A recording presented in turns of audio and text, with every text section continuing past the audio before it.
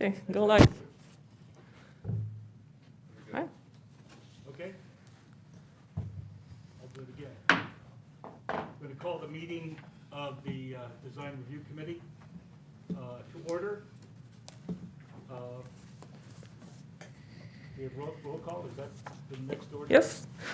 Esther Jacobson Bates. Here. Patrick Kavanaugh. Here. Joey Colley. Here. Brian Deputy informed me that he had a work trip. He will be absent today. And Jennifer Dryden has. Here. Thank you. Okay. We doing a pledge of allegiance? Pledge The of next order? Yes. Okay. Stand if you like. I pledge allegiance To the flag of the United States of America and to the republic for which it stands, one nation, under God, indivisible, with liberty and justice for all.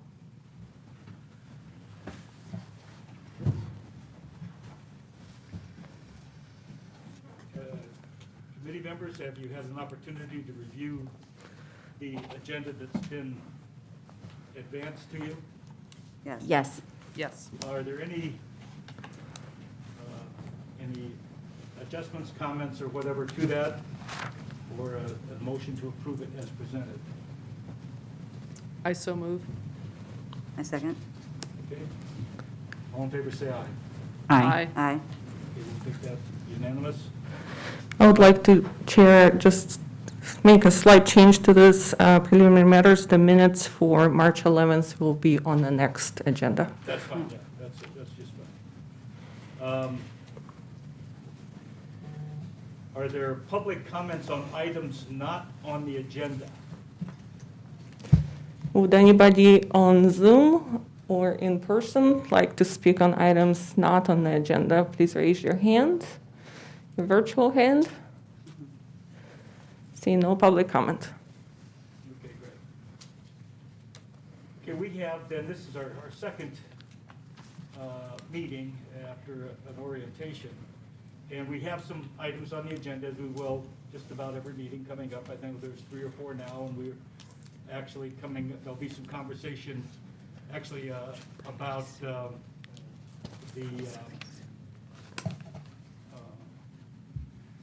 436 First Street exterior paint application, which was on the agenda last time, is on the agenda this time as well, so we'll be doing that. But the question still remains, I think it's useful to have a bit of conversation before we launch into this, so there's a common understanding of the, what standards are we to apply. We granted it at the last meeting because, well, there's a sense that, to meet our responsibilities, to ensure that there's an architectural style that makes the Solvang village special by having it reflect the traditional historic Danish motif or architectural standards, that part of that, is color. And, what should we do? We don't have any color standards per se. I think there's none really explicitly articulated in this either. But if we go back to the 1988 general plan, you've had a chance to review that. I know the city manager has provided us the link for that and the opportunity to review that. We've also have the design standards, a copy of which has been distributed, and which we also had the, I thought it's a longer piece, but then maybe it isn't. That's nice to have it like that.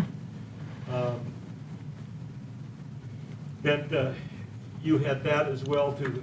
These are, I'm not sure exactly when that document was adopted, but it was in the early 90s, I'm guessing, something like that. And then also, we have a rather extensive set of city code provisions that really don't define, well, do define standards to some extent, and also really articulate very explicit expectations, very prescriptive kind of presentation on a whole range of issues relating to the construction, signage and so forth of new and renovated buildings in the community. And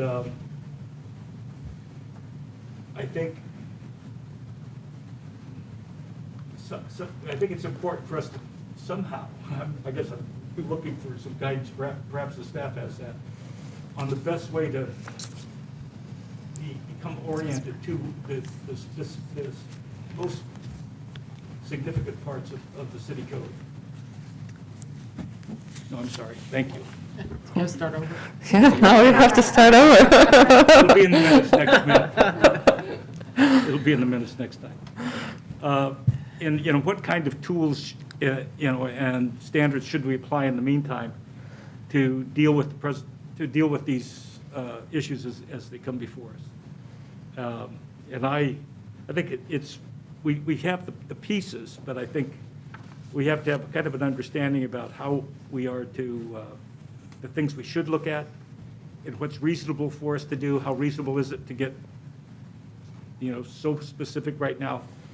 In part because it's a lot of material, but also, you know, the phrase I've used with the city manager, we are sort of being asked to assemble the airplane while it's in flight, because the general plan is in the middle, not in the middle really, but at the outset of a long process. It might take another year or so, something like that, I'm not sure exactly, to develop a new general plan, which will contain a design element in it, much like it did in 1988, 33 years ago. And so I think it's important for us to have the opportunity to participate in that. And I know Jennifer and Esther are both representing the committee in the advisory committee to the general plan.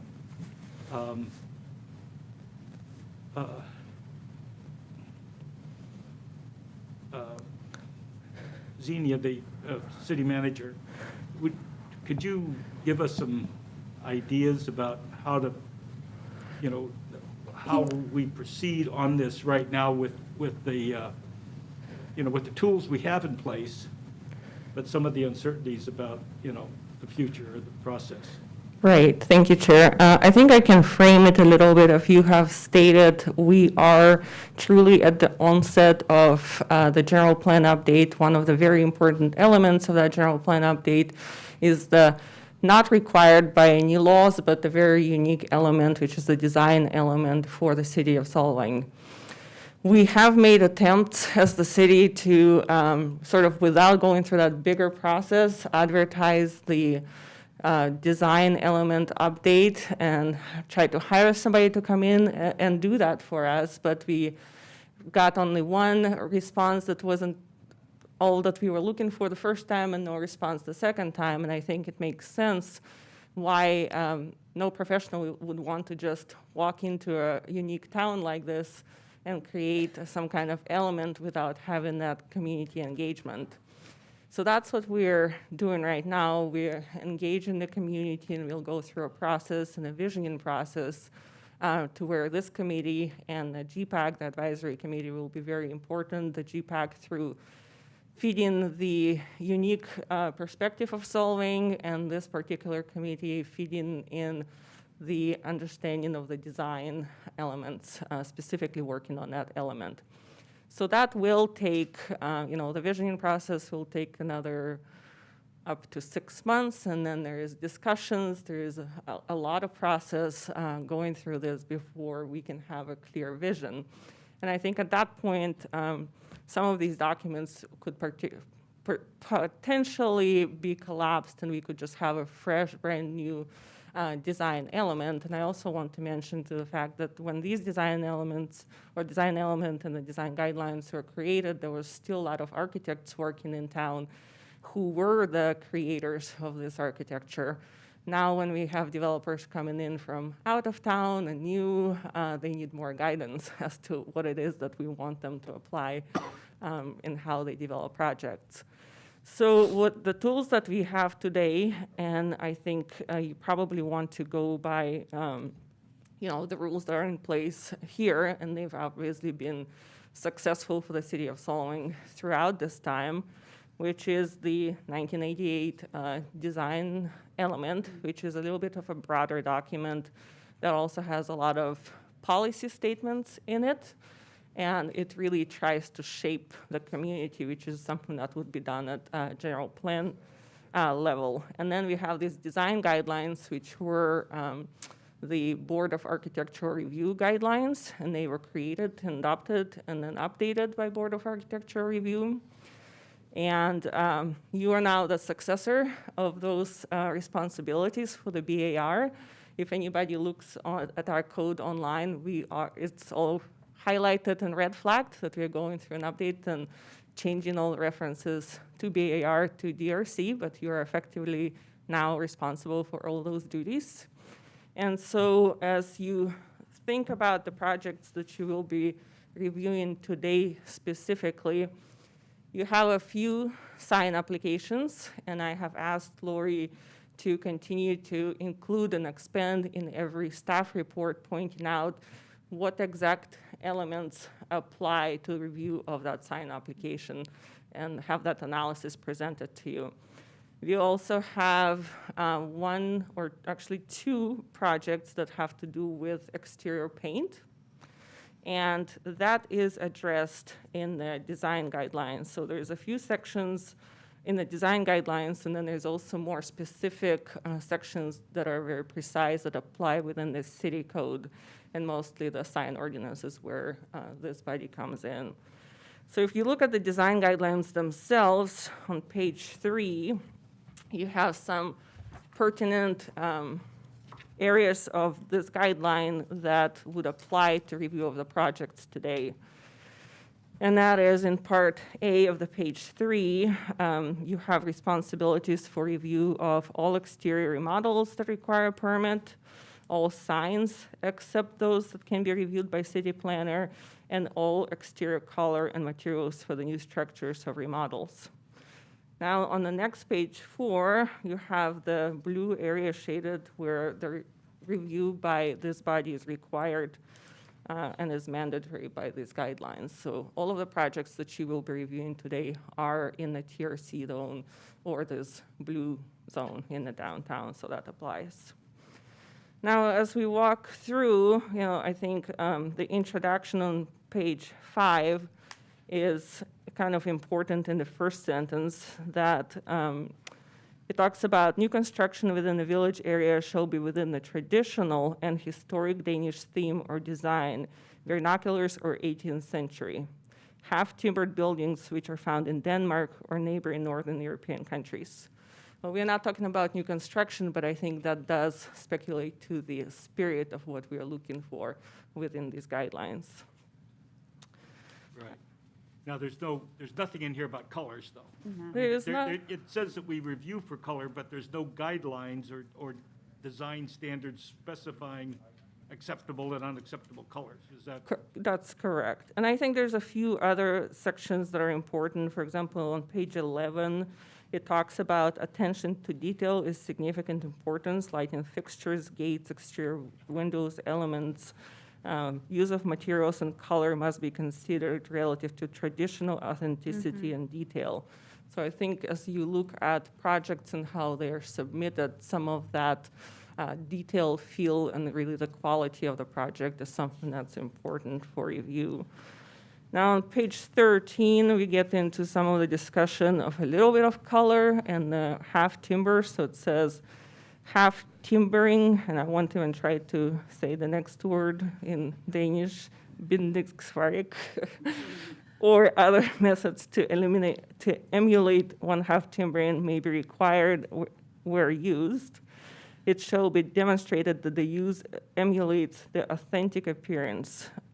So once again, authentic, historic is all over this guideline.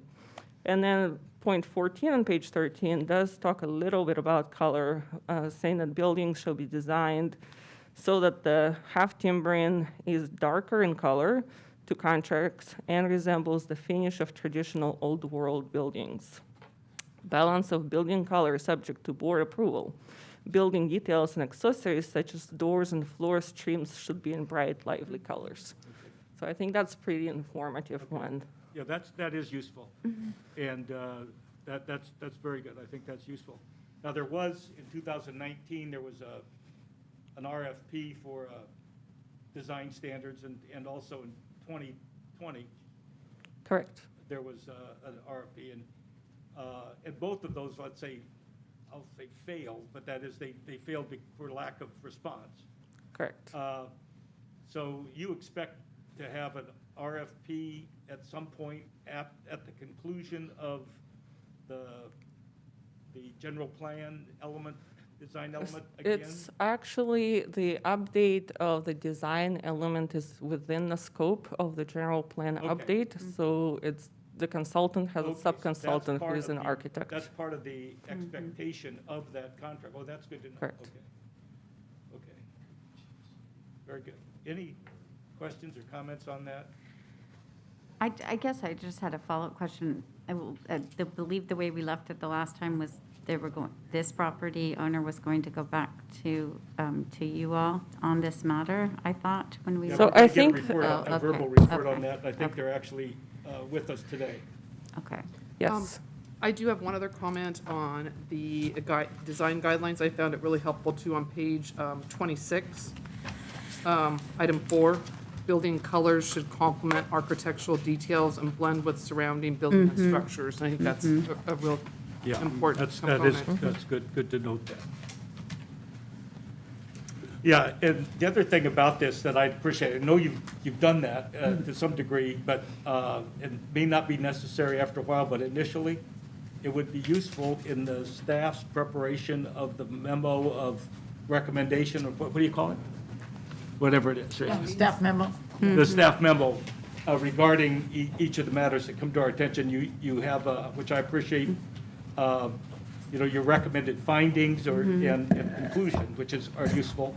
And also, I think, to the extent that you can, reference to the provision of the design standards or even the general plan, 1988 version, or especially, I'd say, the ordinance or the city code number for that if necessary. I think it's useful to have that in the staff memo, so it helps guide us. After a while, it'll be, hopefully it'll be easy for us, but those of us who are newer at this, I think that would be helpful.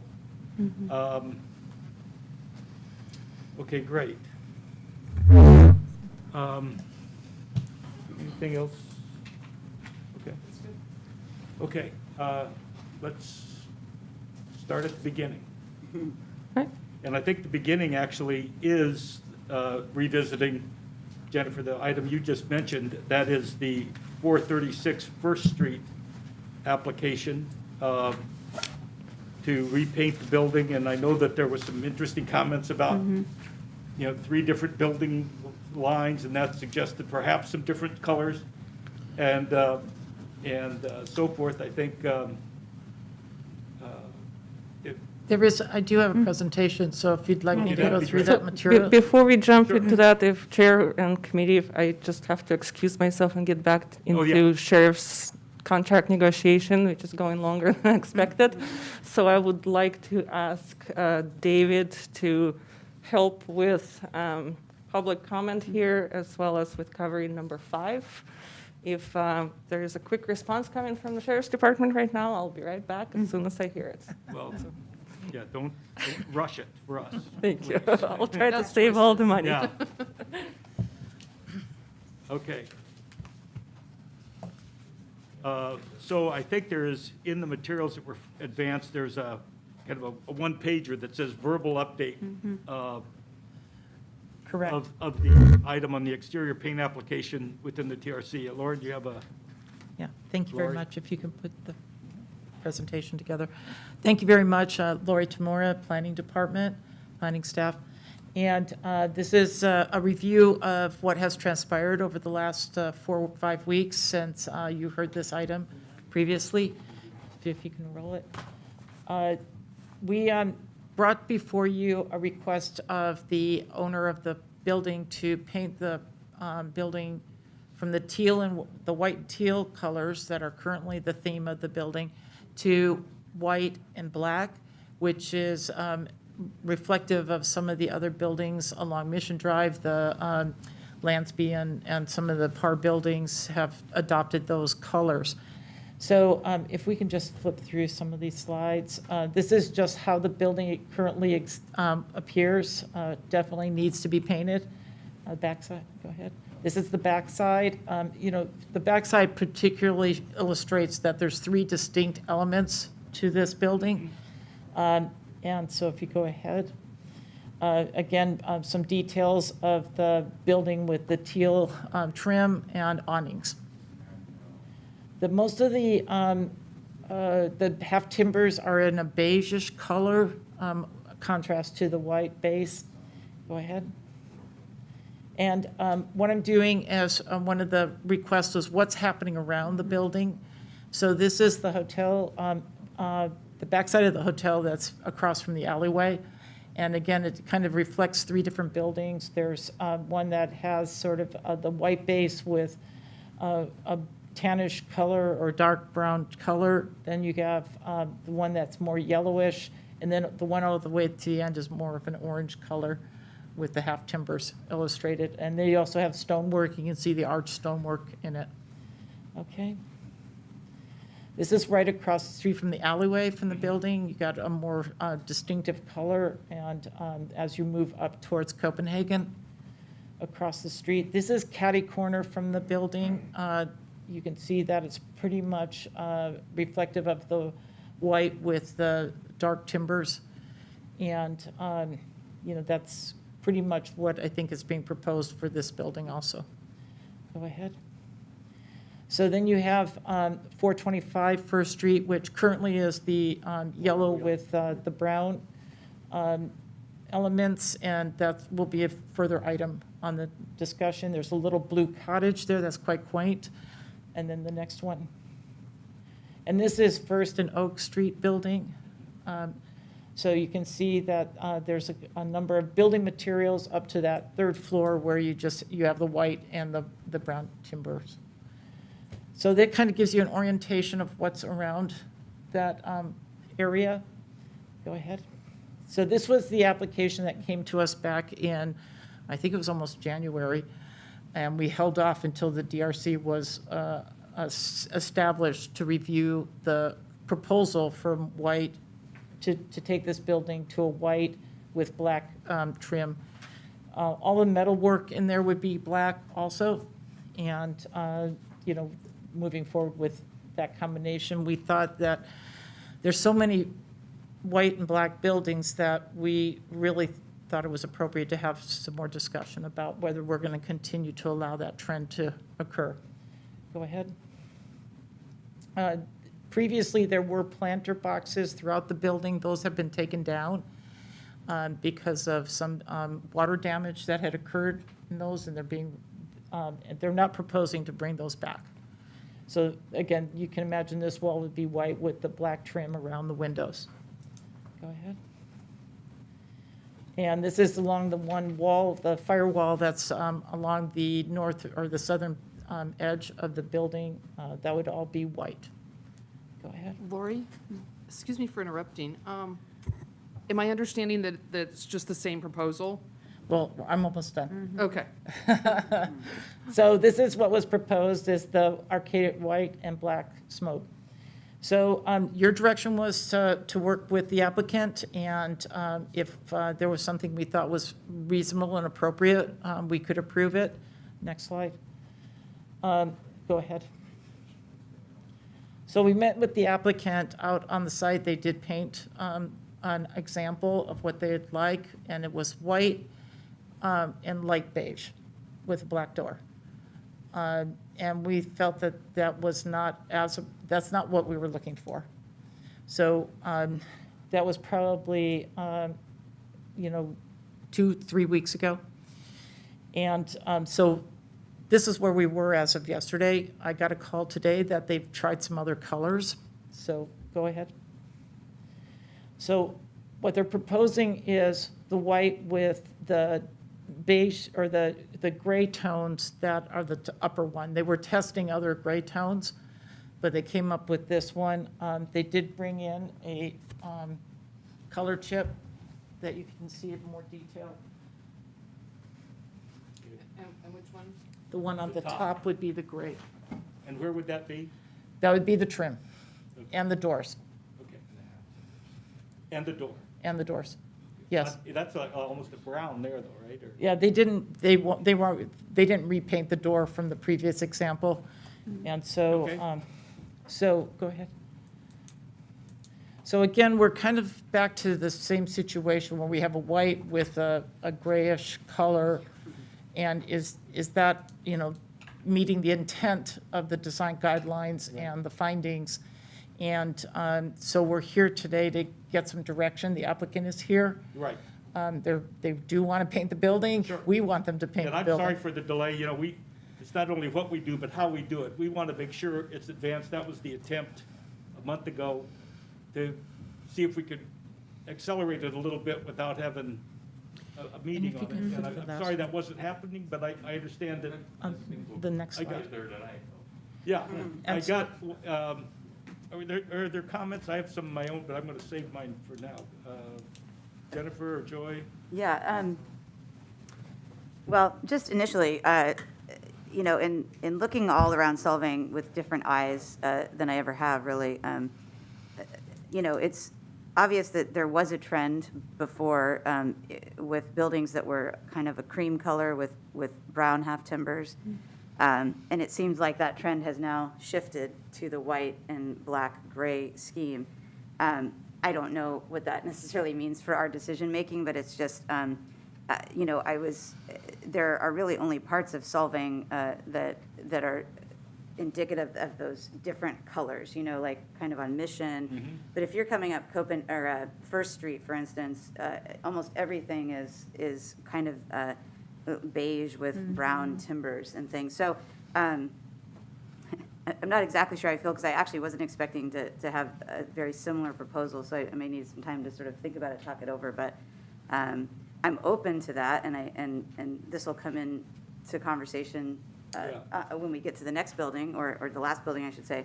And I realize we kind of need to decide this first, but yeah, I don't mind, I guess what I'm saying, I don't mind the transition from the beige and brown to the sort of white and gray, but I do think some discretion has to be taken for just generally having more color, because that does seem to be a primary part of the design guidelines, so. Yeah. I appreciate those comments a lot. I think personally that the white and black and gray smacks too much of a trend that's like all over Los Angeles right now. And it doesn't feel like Solvang. It feels like LA to me, actually. And I think what I was saying last time, which I still feel the same way, which is I always like to use, the historical color sets, because that's really what's interesting about Solvang, actually. The historical colors are what is unique about the town. And so those reference colors are what's, I think, should be used. I think trends come and go, but I think that we are not a trend little village, we're a historical village. So to me, the direction of going back to what those historical color palettes look like and picking from that would seem appropriate in my mind. Yeah, I think that's a good point. I'm glad to hear your comments. Esther? I think you're trending in the right direction.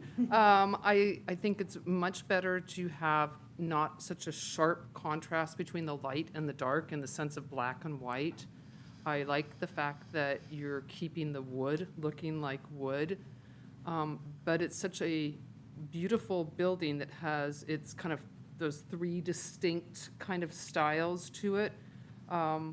I would like to see color played up in some fashion there, and I do have a couple questions. Is it possible to put a picture up of what it looks like now? The tower part in the middle, the kind of, Right there. so It- you're what's- there. Yeah. There you go. yeah, that one with the tower and the dragon's tails. What's the intent with that? Because I think that is the focal point of the building, and I'd love to make that, maintain that look. That's just metal, so it'll stay the same. Yeah, I'm glad to hear that. I was confused that you might be talking about doing that black. I We think won't be touching that. that's the oxidized, Right, And then the- copper, or whatever it is. Copper. I'm not yeah. sure. And the So just for posts- the record, if we could have him introduce himself and Oh, give yeah, him his sorry, name. of course. Yeah. Back to that. I'm Rod Coyle, one of the partners at 436 First Street. Please go ahead. So I think that you've got a really beautiful building. I agree with what both Jennifer and Joy have said. I'd love to see some more color in there. And, you've toned down the white to the Swiss coffee and the black to the gray. But I still think that there needs to be some color incorporated in there, and perhaps in the form of the actual building color instead of being the Swiss coffee. Something that would be, and I'm holding up this design guidelines we just got passed, and it's Alisal Road, where there's some, real deep, lovely colors. And potentially something that's a little different from one building to the next. I think you maybe heard that last time, so I'm kind of saying a lot of the same things as last time. I have a question. Is there a proposal for the color of the awnings? Or is that? It was gray. Or is it in going the to be thing, gray? right, And the right. railing also, so that hasn't The changed? the railing's black. Okay, got it. The railing's black. Yeah, and the black railing makes sense to me, And- no matter what color you're picking for the others. It just seems as though some kind of deeper tone would really add a lot to the building and really make it stand out, too. Yeah. And especially around its neighbors. When you think about across the alley, it's very, very vibrant yellow. And you've got the big building the big wall on the side facing your other neighbor. It'd be lovely to have some more color to make your building really show off. Right. Because I do think it will do that. What you're proposing, you won't notice it. I really am afraid that it'll become it'll drop into the background, really. And if you're standing 2 blocks away and you look down that street, you want someone to actually notice the building and go check it out.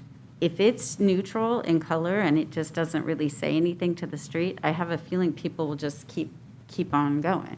Yeah, we're not a retail building whatsoever at that spot in the city. It's just not. But I understand what you're saying. I have no ability. My partner doesn't have ability color-wise to do this. So it's like, okay, guys, what do we do? Like last time we kind of mentioned that. What do we do, guys? Let's give us 3 choices. Give us this. I mean, we wanted to. I thought we had with Lori the gray and the body worked out, and not the. And we had a lighter color on the trim that she had said that's just too light when we painted it. So I put 4 different colors on the half timbers to show her that, and and then at that point it was like, well, why are we having 3 colors so close? Why not just have the half timbers and the body, the Swiss coffee? But I'm listening, I understand, but I don't know how we go forward. Kind of like as you guys started the meeting, what are we doing? And we're not in we're at the end of the street, right in the residential, next to residential. So the colors on the building now, there actually is some gray and white, and some I forgot what Laura you call that. Was it kind of Teal. a tealish brown? Well, it's all teal, but the actual timbers are kind of a brown beige, brown, maybe, yeah, beige, and right. They're in there's the some pictures. gray. Exactly. Show that So. one with the building and the. Well, I think it's really important to keep the timbers looking like wood. I'm not. I agree. Whether that's a dark wood or a light wood would really be defined in my kind of interpretation of things as to the contrasting color of the body of the building. Yeah, and I think that because the Lansby is all white, they painted over the half. Right, and you want to get 100% away That from was- that. Got That it. was, as I understand it, Yeah. an exception that is very Yeah. controversial. Yeah. And I think you heard us, you were at the Right. beginning, you heard us go through the things that have been around for Right. a long time with the emphasis doesn't have to be a bright day glow, whatever. It has to be something, though, that's consistent with, should be something that reflects. Doesn't have to be all one color necessarily, it doesn't have to be loud and bold. In fact, shouldn't be, but it should reflect this direction that we've been trying to follow and will continue to follow, of this traditional historic Danish 18th century model, if possible. And this building, because of the spire, is, and so forth, I think is really kind of a gee whiz building. I mean, it's a terrific, because of the spire especially, and the interesting architecture, it's all of it is great. I thought that the railing and so forth is the color it is an attempt to match the copper patina that's on the. I don't know what their intent was there. It's But- sort of, it's different though. But it's sort of that aqua, you know. Yeah. Teal. It wasn't the best Copper, attempt. No. copper, yeah, Yeah. oxidation. Yeah. It's a But, dated. you know, just because there are examples you can point to, we're going to have another one later on today, of a building that's no half timbered and all white Right, on 246. And like the Lansby. right. And Right. that's, you know, those are exceptions to the rule, I think, or I think those are exceptions, and I think, you know, that they happened and that they're where they are. Sure, but and I think- I'm fine with doing the But we're at timbers. that point where it'd be nice know. to do something. Do you have something, if you're just pressed to say, if I say, boy, would sure, it'd be great if you had colored, you'd say, yeah, okay, how about this? And, I- you know, I don't know, we You don't. you have any color ideas, Joe? Can I comment on a couple things? He's a partner. Go ahead. Okay, great. Absolutely. Okay, I'm Joe Hinkins, one of the partners. Our initial application was designed around trying to replicate what we thought was the acceptable color family. And because we didn't want to try anything new and grand. Right. But what we did agree on is that the colors on there now are gaudy, and the building is tired, and that our number one objective was to breathe some life back into that thing. And what we want to avoid is gaudy. Good. And our effort was a bit of understated, elegant, inviting. And so when we learned from our last meeting that the contrast with black and white, and we're calling that black, it was actually a charcoal, had some kind of black name to it, but it was a charcoal. But when we learned that that wasn't the objective of the committee, we said, okay, let's go back and let's change it up.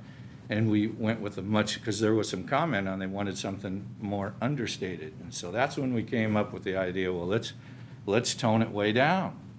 And we went with a light gray and say, see how that would go. Black railings, light gray trim, light gray doors, you know, that would be, eliminate that contrast. And we've never had any trouble with the half timbers being a contrasting color. We're game with that. But if we're going to make it look like timber, that would suggest brown. Or dark color, yeah.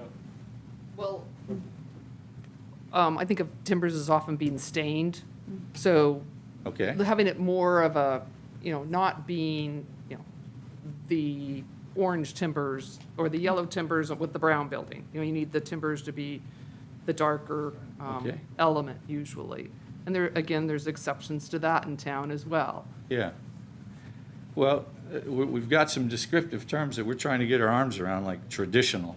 That's a broad scope, that covers a lot of colors. 18th century historic is pretty narrow, though. Yeah. I mean, and again, we've shared with you some of the kind of examples, and they're not big, bright, flashy colors at all. Yeah. They're muted, but they're a yellow or a dark red or dark red. I'm not sure what the color is. They're kind It's of almost a rust. Kind of an organic color, Yeah, yeah, although yeah. kind of That's a good deeper word. tones of the spectrum. And there are some materials available. Do you have any kind of a designer person involved in No, this? Or You're looking at it. But what we have not necessarily agreed on is our partners all together, but I've suggested, the thing is tired and it looks sad, and so any color. So I've suggested, I don't really care, that I would grant you guys the privilege to pick the colors. We just want to paint it Right. and breathe some And we're, life. we're happy about That- that, yeah. because that is such a beautiful building, so it's a great. fantastic building. And I think something that draws attention to that middle section where the spire is, I think is Yeah. good. And that might suggest, we're not banning white, it's just that not only white. Right. I understand. That and- center spire, like you mentioned, is primarily copper.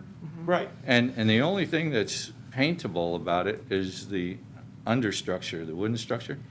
We had planned, just, we're not locked in on this, that consistency with the other trim colors. So it would be consistent with the rest of the building, be in that same color family. But, you know, we're open. I think that's a good thing, I think, because there's a lot visually going on. Yeah, it's a busy-looking building on its own, just with the roof lines and all that sort of thing. So we just want to avoid gaudy. That's our Right, primary. I appreciate that. So if you look at the illustration on the picture of the back of the building, that's where you even have more of an illustration of the distinct types of buildings there. And if they're all painted white with the charcoal color that they're choosing now, it's going to look monotonous. And that's why I think the thought was maybe just a different color for the middle building Right. would help make that courtyard and that, especially the back of this building, which you can actually see from Elisol, you can see from other areas, is an idea that could help. I think that's a viable suggestion. There's not a lot of color on the front end of the building for that center section. It's mostly trim Right. with very little, but I think what would get us headed in the right direction, how you could help us, is if we can get a base color for the stucco and then pick a color family, whether it be gray, blue, beige, red, green, whatever it is, and then we go about the business of trying putting something in front of you that would follow those suggestions. I would just, I mean, as a manner of speaking, it's always nice to go with complementary colors, right? So you've got an orange roof, and you've got the copper colored spire, and I don't know if there's any other areas that are. Red brick, Yeah, Red red brick. Well, it's used brick. yeah. I mean, actually, the orange and the green, or, the orange and the sort of blue-green do complement each other. And I'm not saying I necessarily have a suggestion for an exact color to use, but that's a good place to start. I'm also wondering, this building, I don't know if, as the owners, if you can refresh my memory on the history of it, but it was modeled after a building in Copenhagen, right? And Yes. Is there an image of that building, or maybe there's something, some kind of a place to go off of that? I don't know, or I don't even know if that's accessible. Well, it's a pretty big building. It's the original Danish Stock Exchange building. Right. So I was even thinking that, and I'm sorry, I jumped No, in. no, go ahead. Okay. That's all I wanted to say. Thinking that perhaps that center section could be a deeper tone, a lighter tone of what the other two buildings are. Bringing up your concerns about it not being too gaudy, so it's not like shoutingly different. Yeah? That it's a It's a tone. subtle different, but it's a good different. I think that, that gray color it works for me for your trim, and goes with most other colors because it's pretty neutral. But I just would love to see a little color rather than it just all being Do you have a sense off-white. of, like, if you had to pick one, would it be red, or would it be? I don't have a sense. Okay. Lori, could I take a look at the book? I didn't bring my book. Do you have a this time. favorite color? Yeah. Seriously. I mean, Colors. do you you don't have a favorite color, like blue or green? I pick the same color because I'm a simple guy. I don't. If you do notice though, just so If the you building on the left is, Sorry. Yeah. the building on the We can left take has minutes. the building on the left has a gray roof, Right. not Right. red. So Yeah. that's something that, Yeah. But you makes only the see color. that from the You back only- parking lot. Yeah, you can't see it The from the front street. side of the building's Yeah. completely different. Yeah. And that's why I said I think this one kind of works because it Yeah. kind of goes with your gray roof line. Well, I have a suggestion. Let me see if you guys will, Well, Interest. she has a suggestion. Well, too. I don't know, I was looking Yeah. at, Here, I'm gonna put this by it. I was thinking of something along How's that? those lines, but for some of it, but maybe it's, I'm not a designer. And then maybe the middle one, a different color. Yeah, I think so. Yeah. That was good, I said yes. Got one idea, Yeah, if we come close with Follows the, Joy's idea. the colors we have chosen, maybe the two, and I have a painter coming Monday, because I thought we were close. We are. So, you know, we paint the outer two, maybe in that color scheme that we have, and then we come up with some really, one that you guys pick out of the book today. Something deeper, like you're You know? saying, Joy, more pop to distinguish it from the outer two. And then what the other thing I was thinking was that maybe we could satisfy a little bit more vibrant look to the thing with the color we choose for the awnings. I was thinking Yeah. the same thing, yeah. And that was originally, That's a good idea. when Joe and I were thinking, we go with the awnings with all our color scheme there with a burgundy, but then I talked to the women in our group, and they're like, that does not go with a red tile roof, I'm doesn't, sorry. So no. it goes with a gray one though, but you don't want to, give me that color again you were thinking for the timber? I was suggesting you guys do the British green on the wood panel. Yeah. And then you color the doors black. So that way you have a really nice contrast. And British green is a racing green. Yes, It's it very is. well known on That's what I was going to suggest green. I was trying to get you guys to say it. Well, we can't. We're black Well, and white guys. And I think it's good to have a contrast with the Yeah. doors versus Yeah. the, the timbers. It does make your building look The richer. detailing will look better. That's good. Yeah.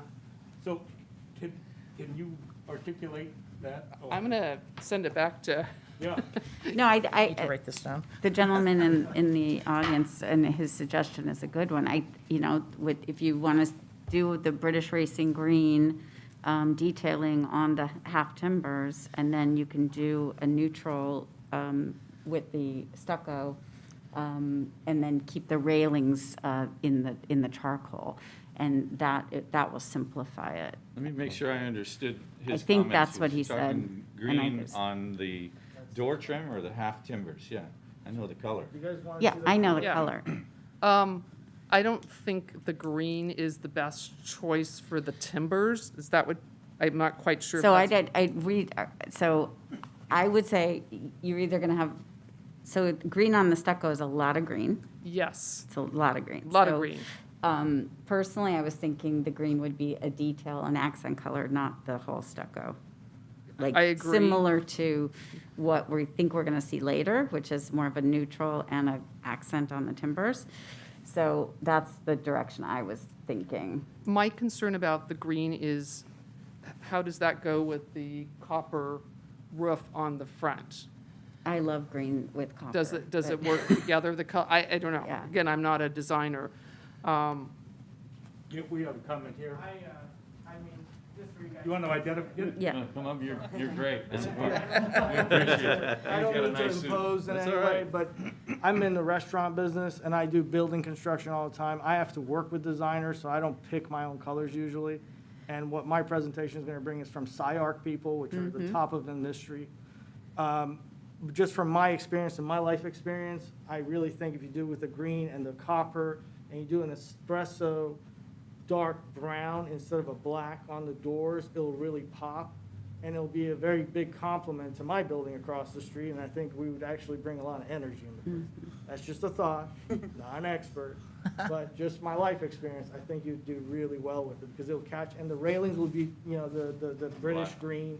It'll really attract everybody to it, and it's easy to maintain, and I always look for easy maintenance. If it's not easy to maintain, I won't do it. Yeah, good. Well, So, here's my opinion on it. I like Esther's idea that we keep the half timbers looking somewhat like stained wood. I don't think green will satisfy that at all. Now, green trim around the door casings or something, that's probably doable. But on the Green half awnings, timbers, maybe? I think that would be a tough one. And I'm not keen on green railings, and I said, man, I think the black is gonna, we're trying to keep it from being gaudy. Yeah. And bright is one thing, but too much. British Racing Green or Forest Green is a dark green, so I it understand. reads, right? It reads as a shadow, it reads much darker than it's not a grass green, right? I understand, Yeah. yeah.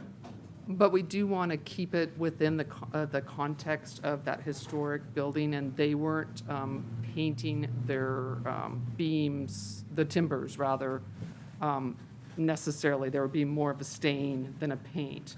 So I'd really like to keep them more like wood, but I think that there's definitely room for those accents. And then that if you can just figure out something that is a color that's a deeper tone for the middle building, would this group be satisfied if, I was looking for the picture, the buildings on the left and the right were, perhaps a little bit more of a muted version? I'm not saying that well, but that the center building be a little bit darker and the two sides be a lighter variation of that. And I'm not talking real dark, but just something to set it apart, because I actually, And you're talking on the stucco color, Esther? stucco, Yeah. yes, to be specific. And I think why I say that for this building, you don't want to go too dark because you've got that subterranean level Yeah, where it is dark down there all Yeah. the time. And just out of curiosity, you said it's not going to be retail. Do you have an intended use for the No, I mean, building? it's, there's just nobody sells there. It's, Oh. we'd love it to be retail. Actually, I think that you have an unmet potential, and that when you're done, you're going to have a building that draws more eyeballs. As Jennifer was saying, people are going to look down the street and go, wow. And I don't know if we can direct you adequately tonight to accomplish this, because we're not the design team. We can kind of give you generalities, but I feel like it's out of my league to tell you what stucco color, because I'm the type that I'd have to be out there painting the sample and going, okay, well, and how looking at it about, in the morning and the evening. to try and bring some type of closure to it, how about we stick with the eggshell off-white color the second round that we chose for the outer buildings. We make the center portion the one that has some contrast and some snap, and then we stick with black railings on all the metal railings, and that we perhaps look at green trim and green awnings. And that center building, to keep in that color family on the stucco component, that we just maybe find something where it's just a deeper, darker color than the two on the outboard, the two separate sections on the outboard. And then the only other one would be the doors. Would the doors be, When you do doors in trim green, same green, that British green, I was going to say the doors certainly could add, that's Yeah. a place to add color. And- Yeah, I agree, that's a place to do it. Yeah. There's not a lot of visible doors Sure. on the building. Right. Quite honestly, but obviously, yeah, getting a little color here and there would be great. The Swiss Coffee, how does that compare to the older house on the other side, the historic house? the little house on the south It's side. probably identical. Well, It's very that's, I close, think that's, Which gives you kind of, is that good or bad? well, it's a whole different surface too, so it's Right. totally different. It Ours is. is stucco, rough stucco, and theirs is, wood. I don't know, Yeah, I know what you're talking about, to make sure that it's sort of the family of right. that color in Is it- in the neighborhood. Is it better to be, the same or different? I'm not sure, because it's that big wall there, too. Well, the only thing about that little house to the south, man, it doesn't, it's a cute little place, but it has nothing that resembles Danish No, architecture. No. it's just, it was one of the founders' houses. So it's a Oh, historic I didn't know house. that. Yeah, Okay. one of the founders had their house there. And we're not talking about this one, we're talking No, about the the other one one. next to our No, building. the one, yeah, across the street. the other, yeah, I don't, yeah, good. I don't feel like I quite have enough information. Yeah, I don't know. Lori, I'm- do you want to tell us what you Yeah. heard and see how close we are? So the two outside buildings would take on the eggshell color that is presented here. The center building, they will come back with a contrast color some elements to distinguish that building. The railing would be black. The trim and awnings would be the green. And they would come back with different door colors. to- Or would you prefer door and trim the same green? So the half timbers are brown? And Is the that what half we're timbers saying? are the gray or the, Yeah, which, I, The gray. yeah, as much as I would like to go, to give you enough to walk away and make a decision, I don't feel informed enough to do that with the information we have. Well, I can circumvent that. I think we can get this wrapped if we just merely take one of these color swatches that we have right in front of us right here, right now, and say, that color trim. That's what I was gonna say, I mean, just pick a number there. How about if we Pick do one right this? there. How about if we do this? Do you mind maybe you two getting together and choosing what you'd like? Sure. And we can Just bring coming this back. back after Yeah. the sign presentation? Perfect. Would that be okay? We'll do that, yeah. yeah. Okay. That's Good all. idea. Thank you. Yeah, great Here, idea, would you Lori. like this Yeah, to we want, contrast? we want this to be settled. Yeah. We understand Yeah. that you want to move forward. Yeah. We're really close, You're gonna like it. Okay, yes. and you will too, that's Yeah. what's important. That was the, just for the record, we should ask if there's anybody else that would like public comment? Yeah, of course, good point. Anybody in the room that has any other comments? No, none here. How about in Zoom land? I don't see any. Okay? So we'll continue this item till later in the meeting to see what we come up with. Okay, I'm going to just give our members any final comments. I mean, we'll see where we are, but I think, I'm hopeful we're at a place. I appreciate the conversation, and I appreciate your, being firm about it. That's what we want to do, okay? And from the staff's perspective, this is an unusual situation. We were only going to report back to you. We had something proposed, so we thought it was relevant to bring it back to you so you can see I the understand. deliberation. Yeah. Yeah, and it's difficult to, the schematics really help us Yeah. understand how it's going to It's look. very hard to do this on the fly. Yeah. Very difficult. I'm just the type that, like, It's just- you were out there painting, and that really is the best way of Yeah, doing I it. had hoped at the last meeting, we'd reach, we were clear We enough tried. to say, I- I'm is- not sure it's very different from where we were there in terms of what we No, it's wanted. tonally But different, we're that's okay. it. Well, where we left it, but it started as basically being the same color palette, toned down. Right. So, yeah. Yep. And I don't know, ordinarily, I would say, well, can two members go out and work with him? But I don't believe that that's the appropriate way to handle this within a city environment. So it needs to take place here in a public forum. Right. Good point. It would be nice to have the input of a designer who had some suggestions as to Correct. hey, these color schemes, because I think we all have a fairly good sense of those things, but as you said, we're not necessarily designers, so. Right. Just like they're saying, it would be helpful to them if we said, here's the colors. Yeah. And for us, it would be helpful to say, here's the colors. Yeah. And so somewhere meeting in the middle, obviously, but maybe they'll come up with something that, And for those that are used to these committees, the applicant makes the proposal. You make direction and guidance and decisions based on that proposal. yeah. Right. Okay. This proposal that was brought before you was very similar to what was previously proposed, and that's why it's more challenging Sure. than normal. So we can Okay. move on to the next item, and then we'll bring that back when they're ready. Yeah, that's fine. Thanks. Okay? Good recommendation. Yeah. Okay, so I see we are on item B in the Yes. agenda. Yes. Lori, do you have a We do. report on that? Yes. And we do have the applicant on Zoom, so after my presentation, we'll invite him to speak. Go ahead. Yeah. So this This is is the sign plan for the park building. for the park building, yes. And that's on Mission Drive, 1623 Mission Drive. And we'll go through the presentation quickly.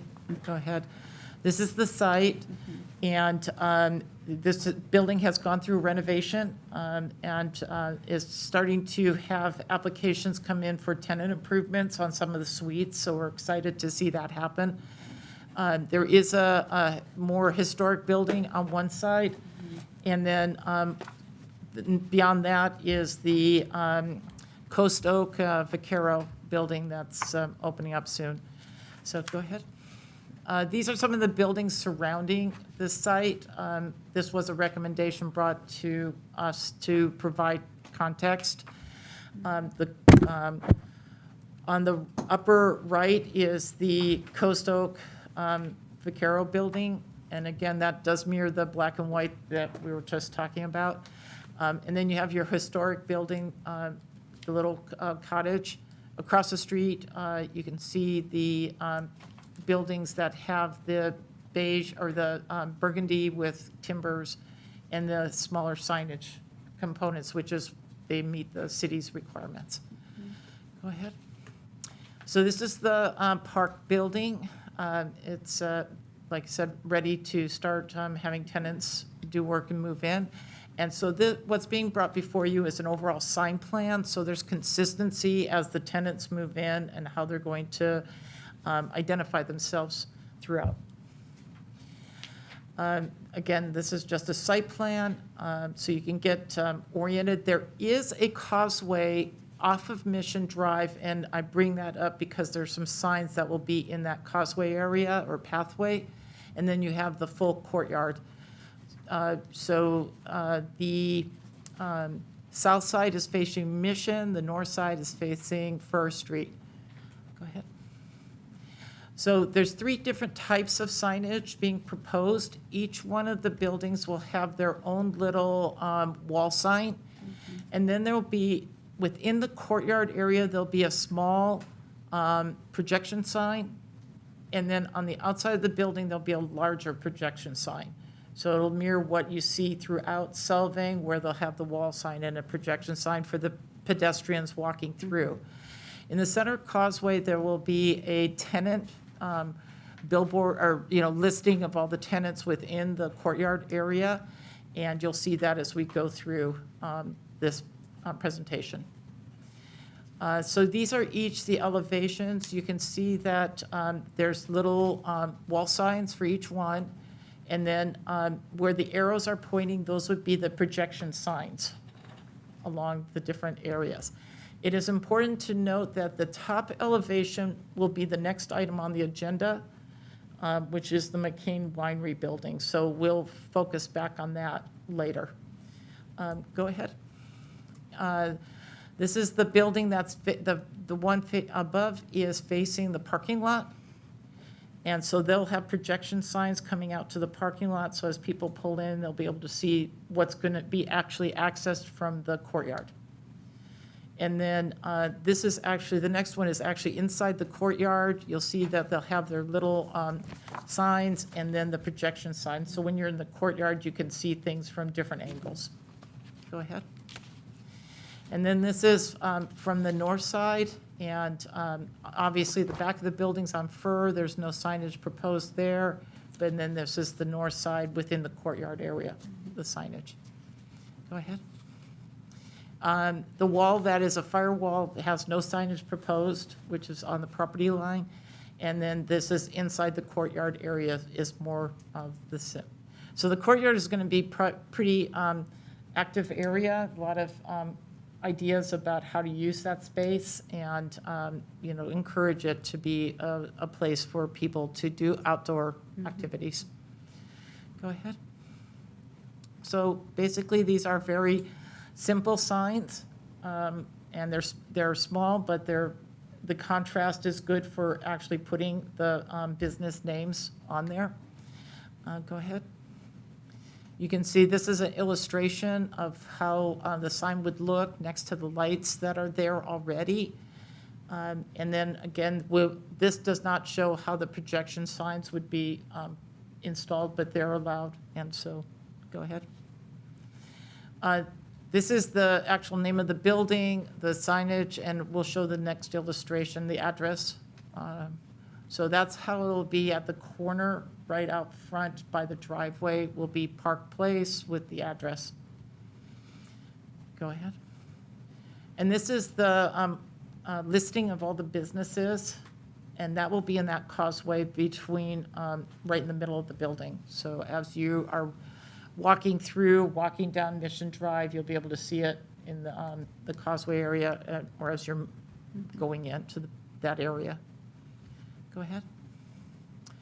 And again, this is how it will be placed in the causeway.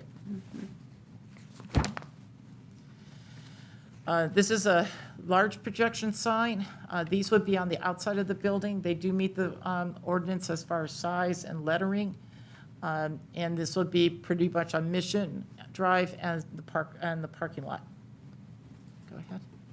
And this is the replication of what it looked like for the small signs. These would be inside the courtyard and mirrors what they're already on the wall signs, lettering and that kind of stuff.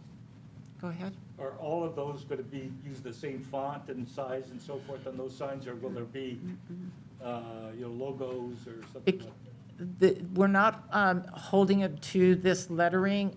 What it is to give you scale, because the lettering can't be more than 8 inches high. Okay. They can work within that. It doesn't reflect well here, but those are the colors. It's basically a slate gray color or gray, and on white is the lettering. The lights that are there, it's the same color. They're matching the color of the lights that are already on the building. I think the applicant needs to explain this one. This is the one that would be facing the parking lot, and it looks like something's missing there. But we just wanted to make sure that it was part of the package that was submitted, so. Yes. I apologize for that. Yep. And let me know when I can speak. My name's Jared DeGansey. Okay, yeah, thank you, Jared. I think that's the end of this presentation. Yes, okay. So staff is recommending approval of this sign package. I think it will help tie the whole project together with the theme that they had already established with the architectural changes, and so we're recommending approval for this package. I have a question. So on the front of the building, and I know we're going to get into this on the next one, and maybe it's not just about the front really, but so I understand that sign type 1 is going to be a simple, just tenant name, suite number. Does this mean that these tenants will then come back later for an additional sign with, as he was saying, like a more individual sign, their business logo or name, similar to what Mclean is doing now? Or in other words, will there be 2 signs eventually for each? No, this is it. This is the is it, sign okay. plan. If they are consistent with, putting their logo, their identification within that. Got it. They will still get a sign permit, but they don't need to come back to the design For the review actual committee. design.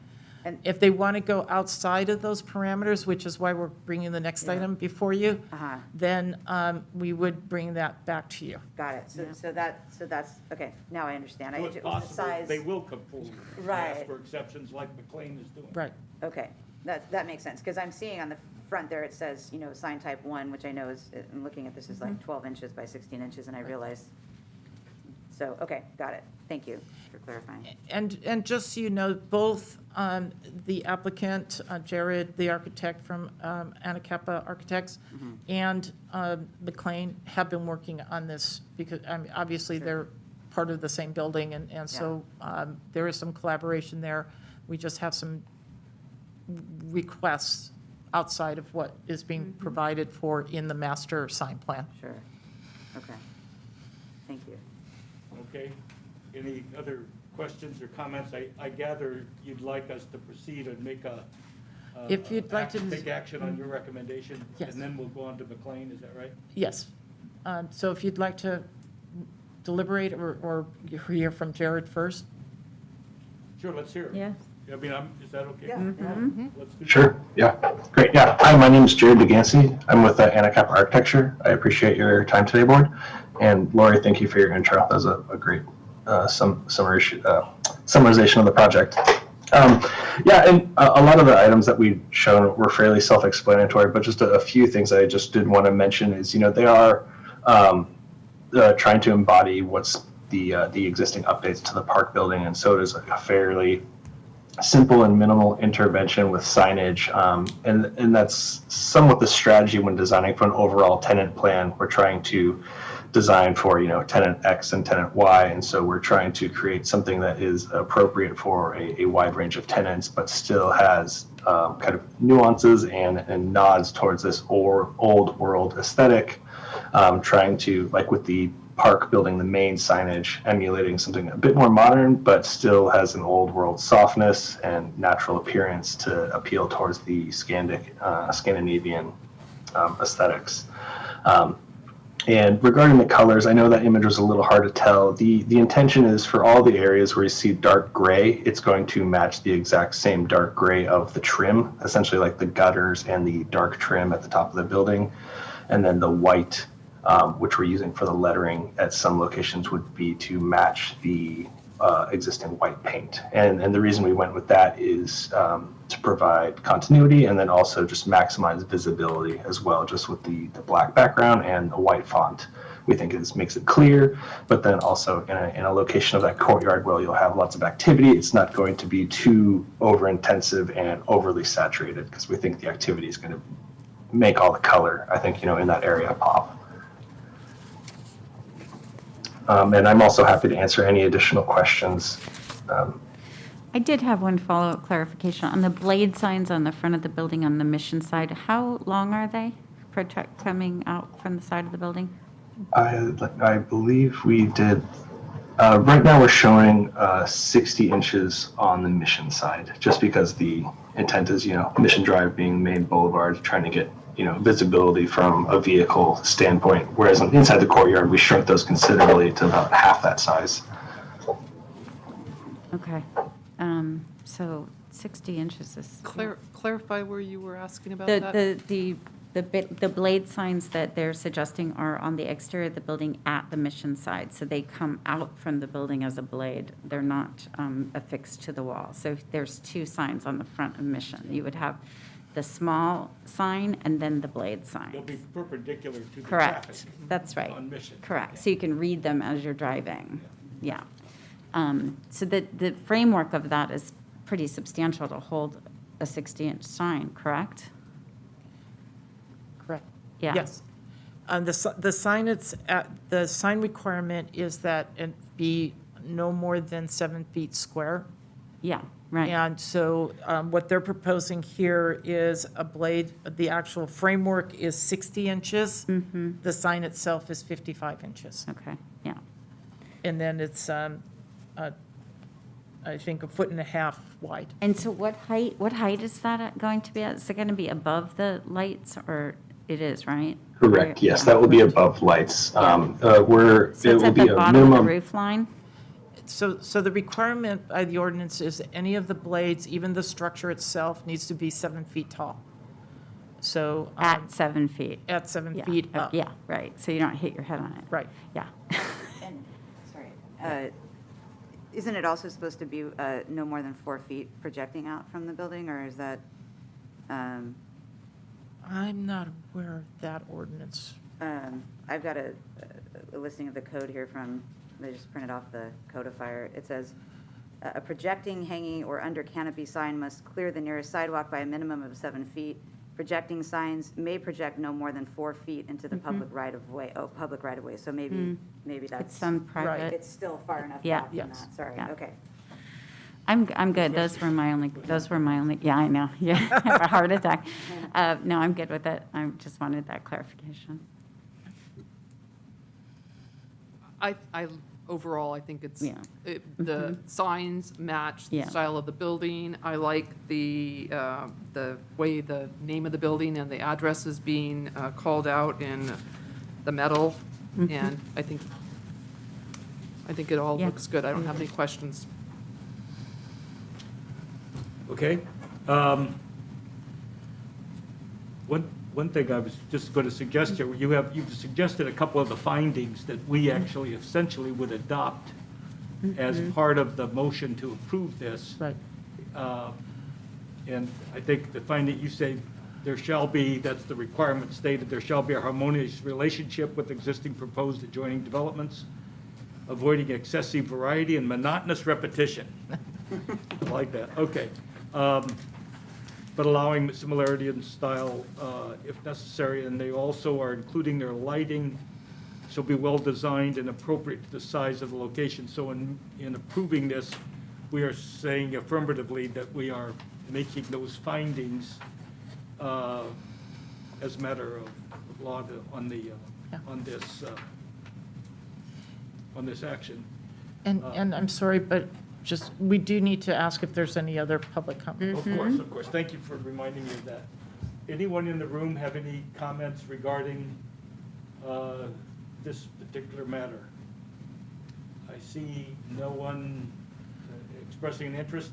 Anyone in Zoom room? No. No, there aren't any, okay? So then you close the public hearing and then deliberate. Okay, so we'll close the discussion on this item. Public comment. Are there any final comments by members of the committee? I appreciate the No. discussion on that. That was helpful for me. No, I would raise the motion to approve. I'll second that. Been moved and seconded to approve the recommendation of staff on the sign plan for the park building. You want them, We can do a vote Yeah. you want them to take individual votes? Have a new poll? by the committee. All in agreement with the motion, please say aye. Aye. Aye. Aye. Any opposed, say nay. It passes 4-0. Okay, great, thank you. Right. So the next item on the agenda, we're just going to roll into the next sign proposal before we come back, is the Mclean Winery building or tenant. If you want to go ahead. Now, the Mclean Winery is taking the end cap building in the front of Mission Drive, and they also have a back suite. So they're taking that corner, the southwest corner of that building. And they're currently doing their tenant improvements. They're going through the plan check for their tenant improvements. They're moving forward with that.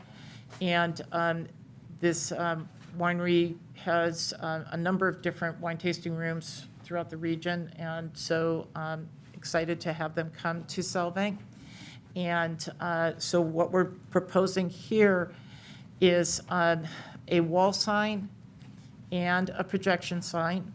The wall sign is 7 feet square, and the reason it's larger than what the master plan that we just adopted, or was just adopted, is because of the number of suites that they're taking.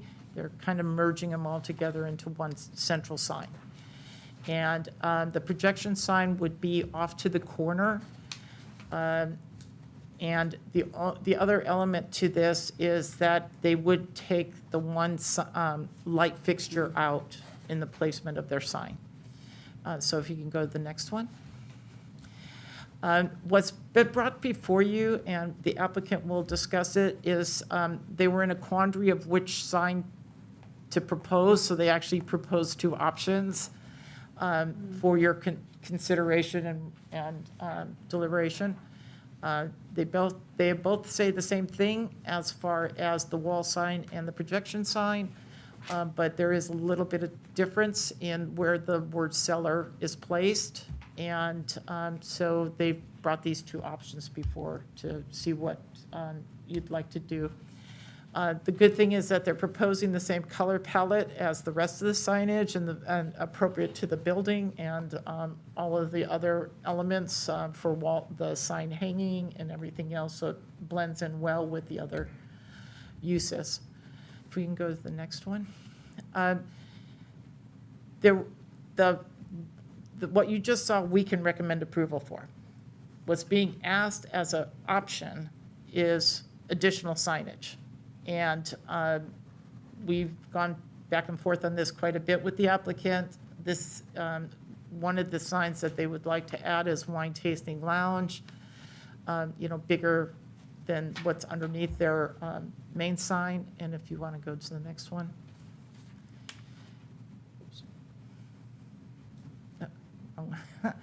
That's fine. I think that you got the point. So you have in front of you the materials on the two different styles and of signage logo, and then also the request by the applicant to add more signage. And we recommend that you would go with the first option, and, the first layout of the signage. Staff, if you were going to get a recommendation from staff, would go with the second option of the logo, which has the smaller seller wording.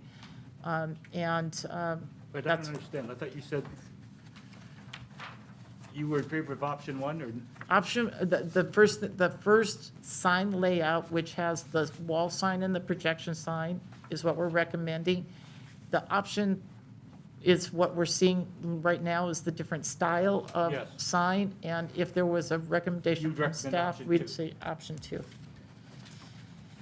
And the applicant is on Zoom Okay. to, What's your recommendation regarding the wine tasting lounge sign? Is that another? we recommend that it not be approved only because it doesn't meet the sign ordinance. Okay. And I think it was explained in the staff report.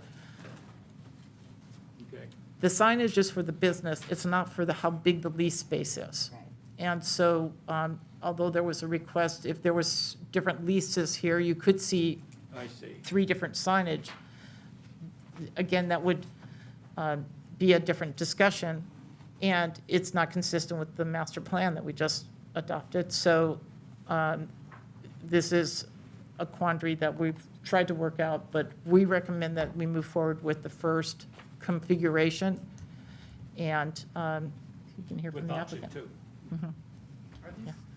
Are these numbered?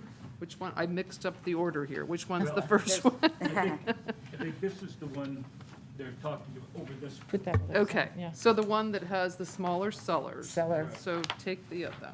And then this one is they don't And then- recommend this. And then adding the wine. I have a question, just clarify which light fixture would be removed in which plan? So if you look at this illustration here, where the Mclean cellar sign is located right now, is a light fixture similar to the one is on the other wall. And if it conformed to the sign policy that we just approved for the building, it would be a smaller sign that would be lower? And it would be lower, and the sign would, and that light fixture would remain. Yeah, if you could scroll back to the other application, What is, all the way back. I have concerns about removing the light fixture. So do I. make that Keep free. going. Keep going. My question going. would be, well, one, why not can have see the it right sign there. lower, other than I'm Right. assuming trying to get better street or drive-by visual? But I see, lots of signs in town that aren't projection signs are kind of more in the middle of the wall, often because of a light fixture or something similar. So you can see on this particular illustration, which is the frontage of the building as it is right now, the previous project added the Park Place sign under the light fixture. And you go down to the third, all the way down the fourth light fixture, that one would be removed, and the Mclean sign would be put in that place. Or they could put the Mclean sign under the light fixture. To me, it would seem more uniform on the front of the building to have the signs, lined up with each other and under the light fixture. I agree with that it will look a lot better if they're in the same orientation and that they don't have an exception to the rule, basically. But what I'm also wondering is the scale of the signs. So we just finished saying that we liked the sign plan for the complex. And we heard the architect say that the scale of those individual tenant signs and how you laid it out was that, it in contrast to the blades, which the blades are quite large and you can read them, and you can read them whether you're walking down the sidewalk or you can read them whether you're in the car. So in my mind, I'm just curious if anyone else feels the same way, that it's Yeah. a little bit overkill with the big blade sign and a big wood wall sign at 4 feet. Yeah. Does my that cons- feel yeah. like too much? If I understand it correctly, my concern, I think, is the same as yours, after we've identified the other 10 tenants. Right, and they all want the they same all want- because they all wanna be McLean treated got like- the four, like, right, What- Like McLean Cellars. right. I think my question to Lori is,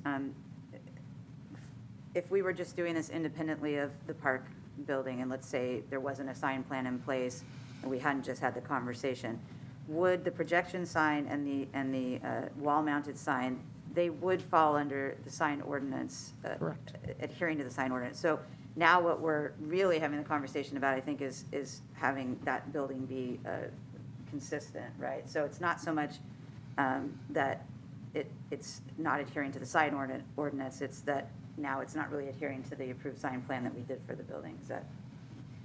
So the projection sign is consistent with what Sure. was Right. just adopted. It's Right. actually Right. the wall sign Right. and its placement in the overall plan that Right. was, But I do think that that's the issue. It's not necessarily McLean, it's the issue of all the other tenants who then sign up and say, we want a different exception to our sign. So we basically obliterated the tenant sign plan that we just said we liked.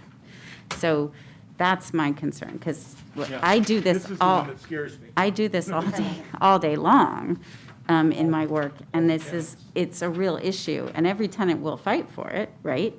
But the best, most successful unit or complexes have maintained a strict sign plan.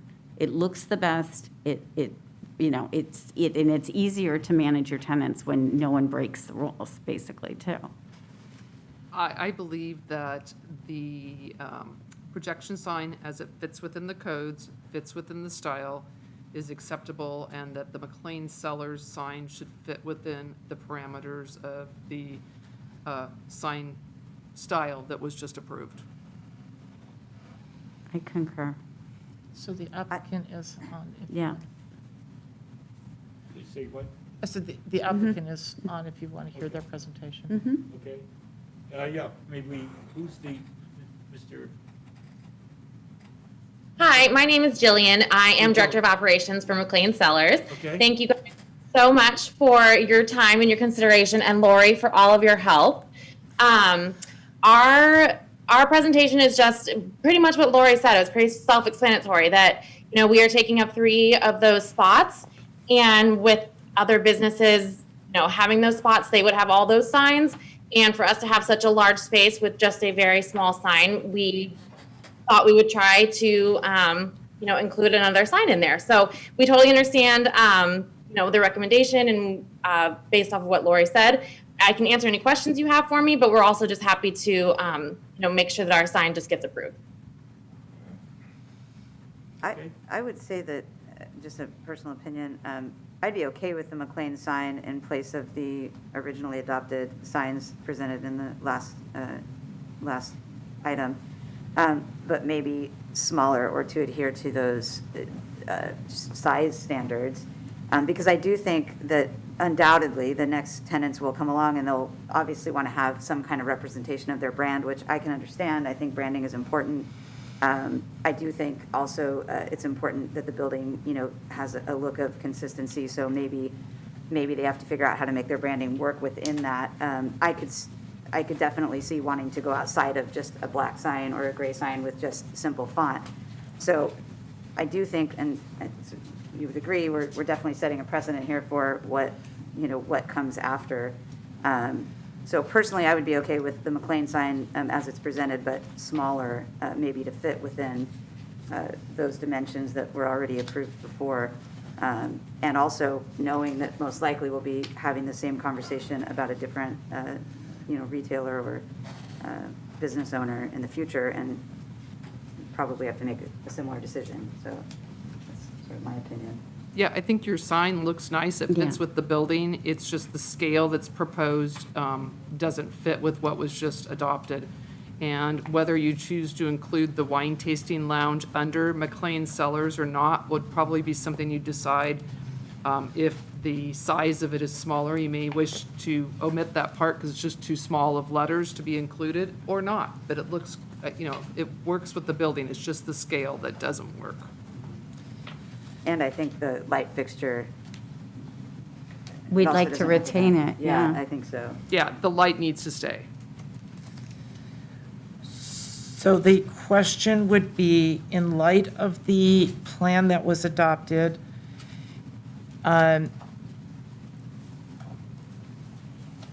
would it be appropriate to stay with the smaller signs, but allow them, two of them, just as it's illustrated here, with Mclean Cellars, and then the other one of that same size saying wine tasting lounge? I don't have an issue with that, as long as they're the same size and they follow that same plan. Because that's really the issue of, you could have two different tenants and they would say two different things. I mean, Yeah, and I think what you really have going for you is that you have a large projection sign that's. Correct. That's gonna be there, The so it, illustration of the north. Well, and it Sorry. establishes a precedent for future people. I mean, it's hard for us then to say, to deny future applications. are signs allowed in town that have the business name and then a separate thing that says, Descriptive. toys? Yeah, yeah. Okay. Yeah. I just needed to Yeah. confirm that. So as long as that's, Up to The so next many one. descriptive words, I think. It's- right, there's a limit as to what that is. That's And in the next fact, one. does this meet those limits? That was my question too, because there are specific there, design right there. rules as That to one. the number of words on a sign. Right. So Can as you long pull as that you're one up? meeting all those sign rules, Yeah. and go with the size that was just approved. People So- within this, in the size restrictions of the plan that was approved for the building. Right. correct. So I just want to make sure that you see the illustration that was approved through the master plan. And so where you have the French doors on the left-hand side, whichever way, there's two smaller signs underneath that light, yeah, right there. So those two signs would be the Mclean sign and then wine tasting cellar, right there. And then they would have the projection sign over to the far side there. Which far side? Can you point your arrow to right up? Okay, Up. on that, Yeah. on the corner No. of the building. Yeah, right there. Okay. So that's what we could move forward with.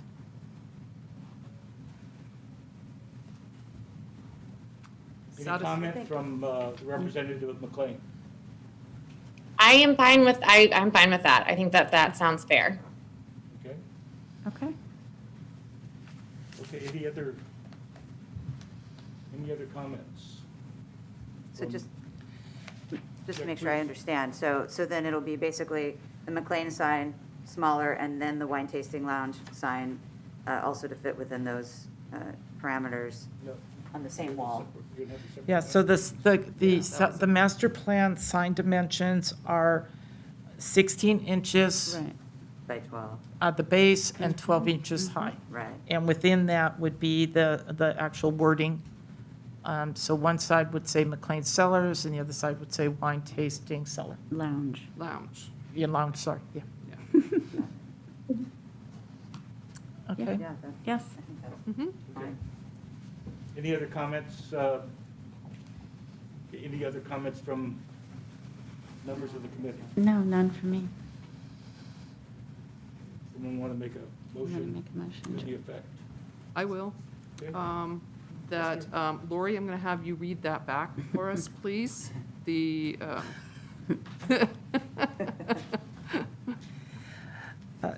The application will be approved with one projection sign per the master plan and consistent with the city's zoning ordinance, and two wall signs consistent with the master plan, one that has Mclean Cellars and the other one that would have wine tasting lounge.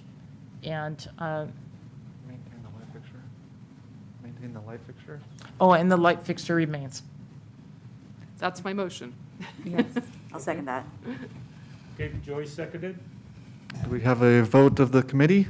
All in support, please say aye. I, Aye. Any opposed, say nay. The motion passes 4-0. Great.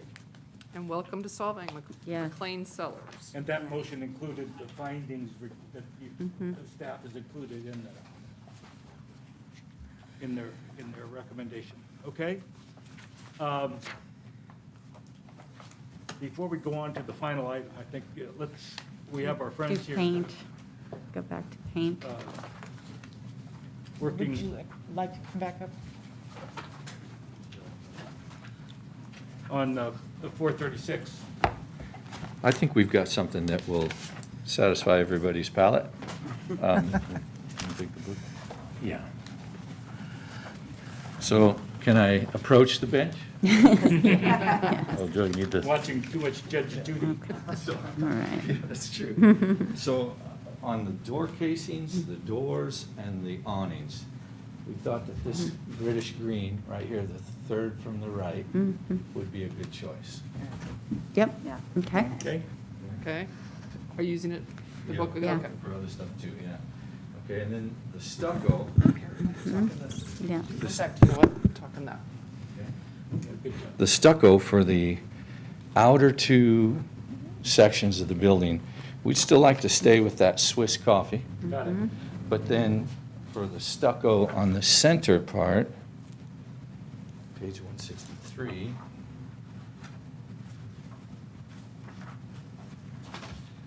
we are suggesting this top color. And it's a collection of brick colors from exterior surfaces. And this What's the top name? one, Is there a name on that? there's not. Okay? There's not, but I took photos of it. Got it. And so we thought that that's going to add a lot of contrast. Yeah. And- Yeah, I see it. See that? Yeah. Okay. And then, And if you could continue speaking in the mic because Sorry, okay. somebody's going to have to take minutes. Gotcha, sorry. Okay, so that would be the stucco color on the top of the samples on page 163. I made a note of that here as well. And then the timbers, we're proposing a couple of choices. And one is this gray, which is ominous cloud, 5044, or this one at the top, smooth slate. And either one, I think we've, For the timber. for the timbers. And that would be on all three sections of the building. The timbers would be the same color on all three sections. Yes, And the contrast would be the stucco in the middle versus. correct, yeah.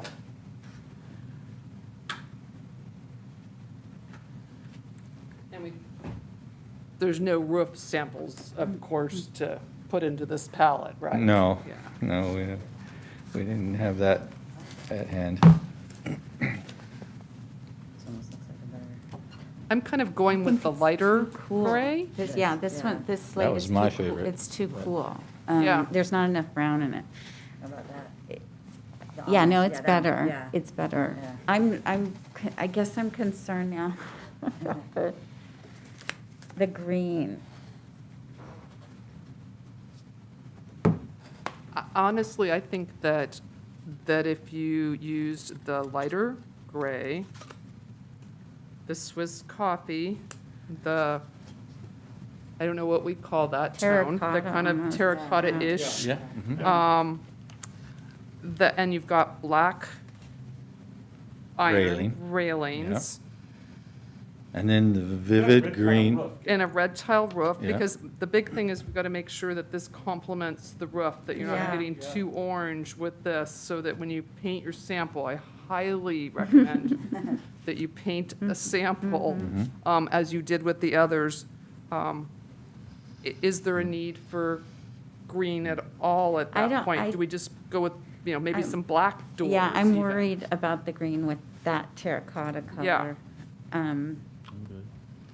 I am too. It's good, it might come off as too Yeah. Christmassy weirdly, Well, it like, not in a great I way. mean, it's not a common color at all in the traditional historic, Amy. Yeah, I Is almost that- went, is this- maybe just the door is a warmer, one step down. Like if you go to so the door isn't black, but the door is that lighter gray, but deeper, and it has to be in the more brown gray, not the cool gray. So as long as it goes, if you take the paint palette and you step down 3, 4, or whatever to a darker, maybe that's the way to go.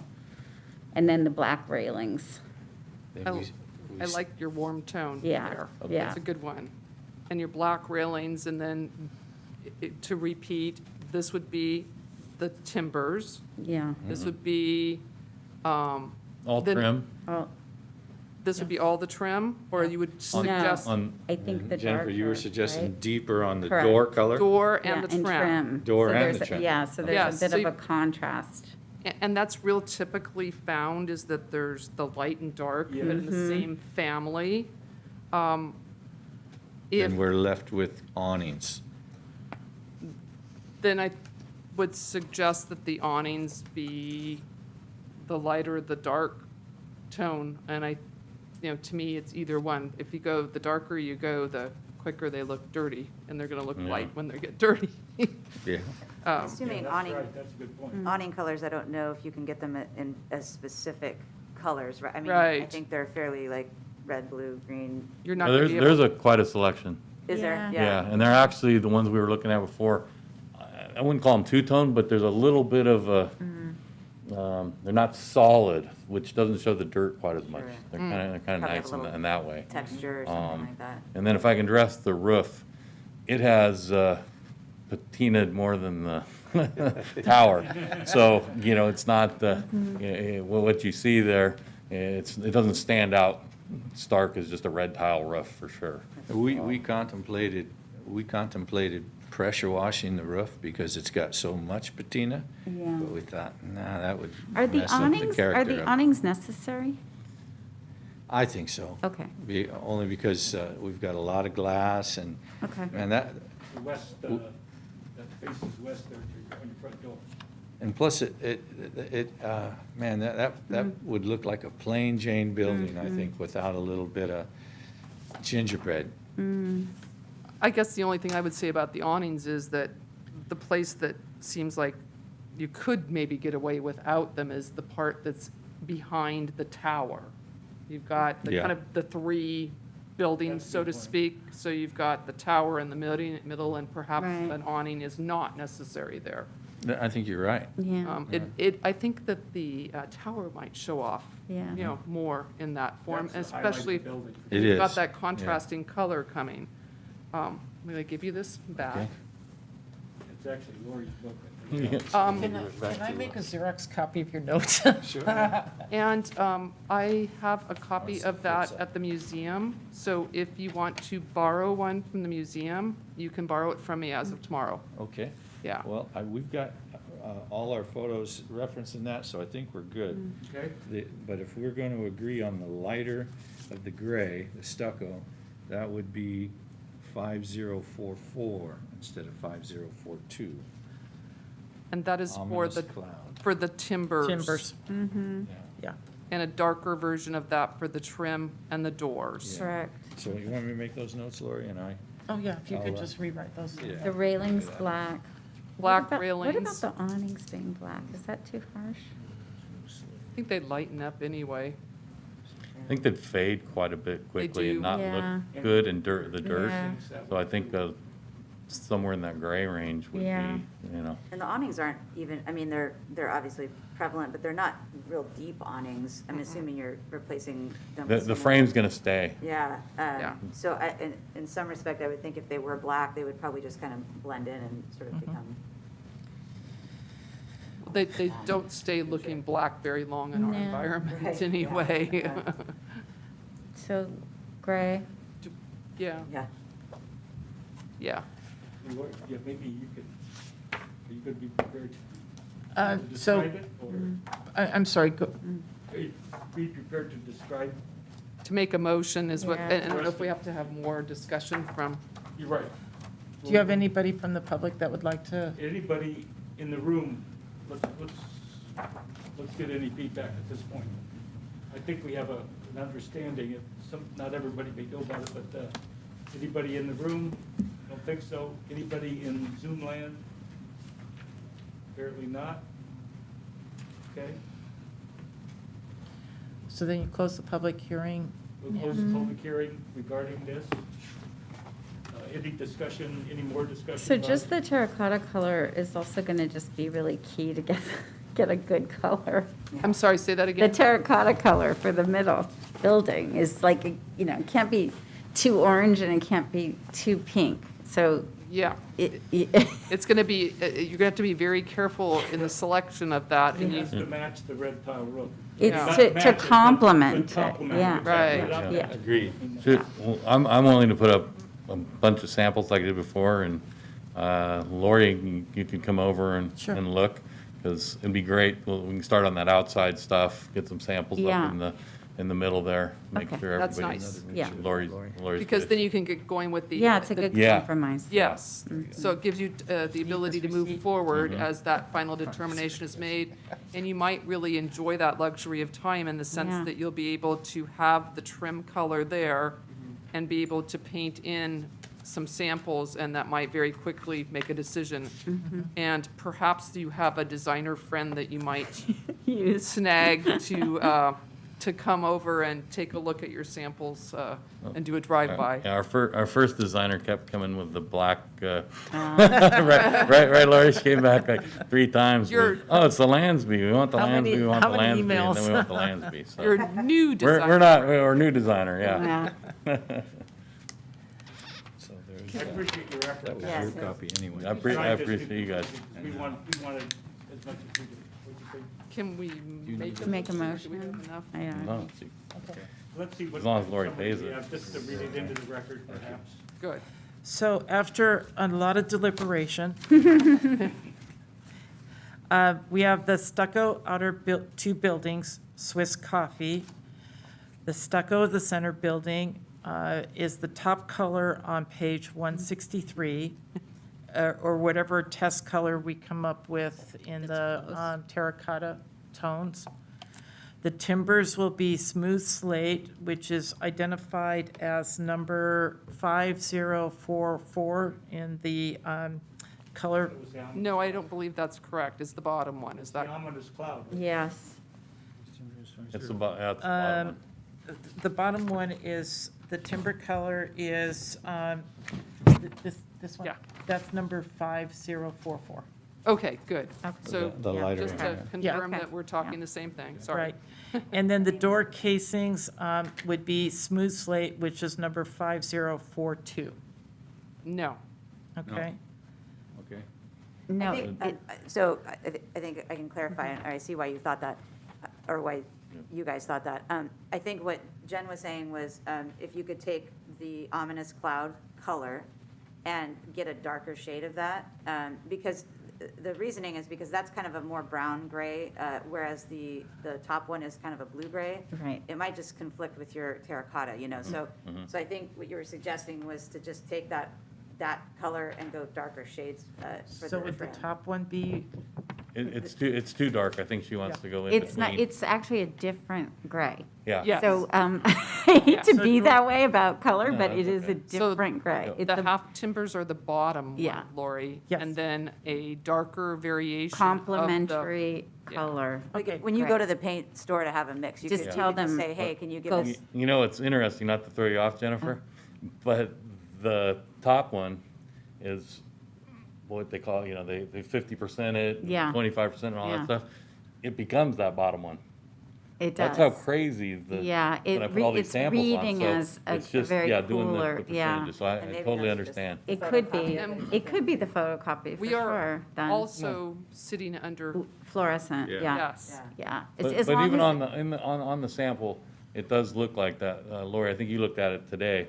It's, one of those colors on there. It looks, As long much- as it's that up. in the same family then. Much lighter and yeah, steamed down from you that know, top one. then Yeah. that's fine, but when it reads as one cool and one warm, it Yeah. usually doesn't look good on a building, right? Yeah. When you've got another color, that's Yeah. when you added the terracotta, it's like it throws it because it picks up the reflectivity of that color too, so it just changes it. Yeah. At the end of the day, I think, So these were the colors that were on the wall today. And I think that bottom left one is that Is the color lighter right one. there that Yeah. we're talking about. Yeah. And so then we go somewhere in between the bottom one and that top one, but stay in the warmer neighborhood with what we're Correct. talking about. Yeah. mostly just to save yourself from having that gaudy look that you said you didn't want. I think that's kind of the point, right, is Yeah. not so much about like, oh, Yeah. we don't like that gray per se.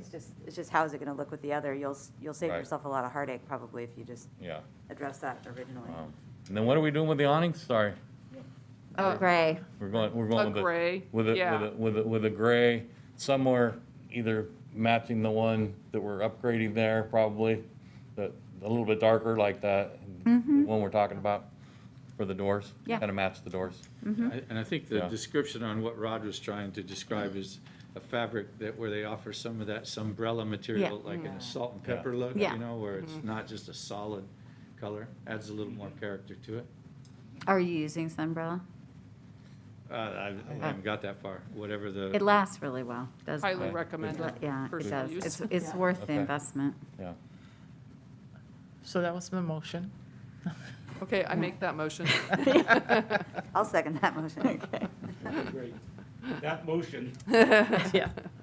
will be written up and included in the minutes, but that motion has been made and seconded.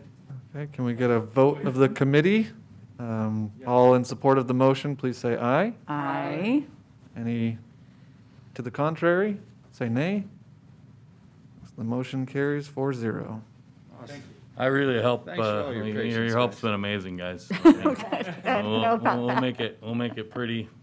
It's a great building, and Yeah. frankly, Yeah. you know, we care more about the building than we might others, because Yeah. it's Yeah. a great building, and it's what the city was about, you know. Yeah. yeah. Why we're here in a kind of an unusual capacity, looking at design.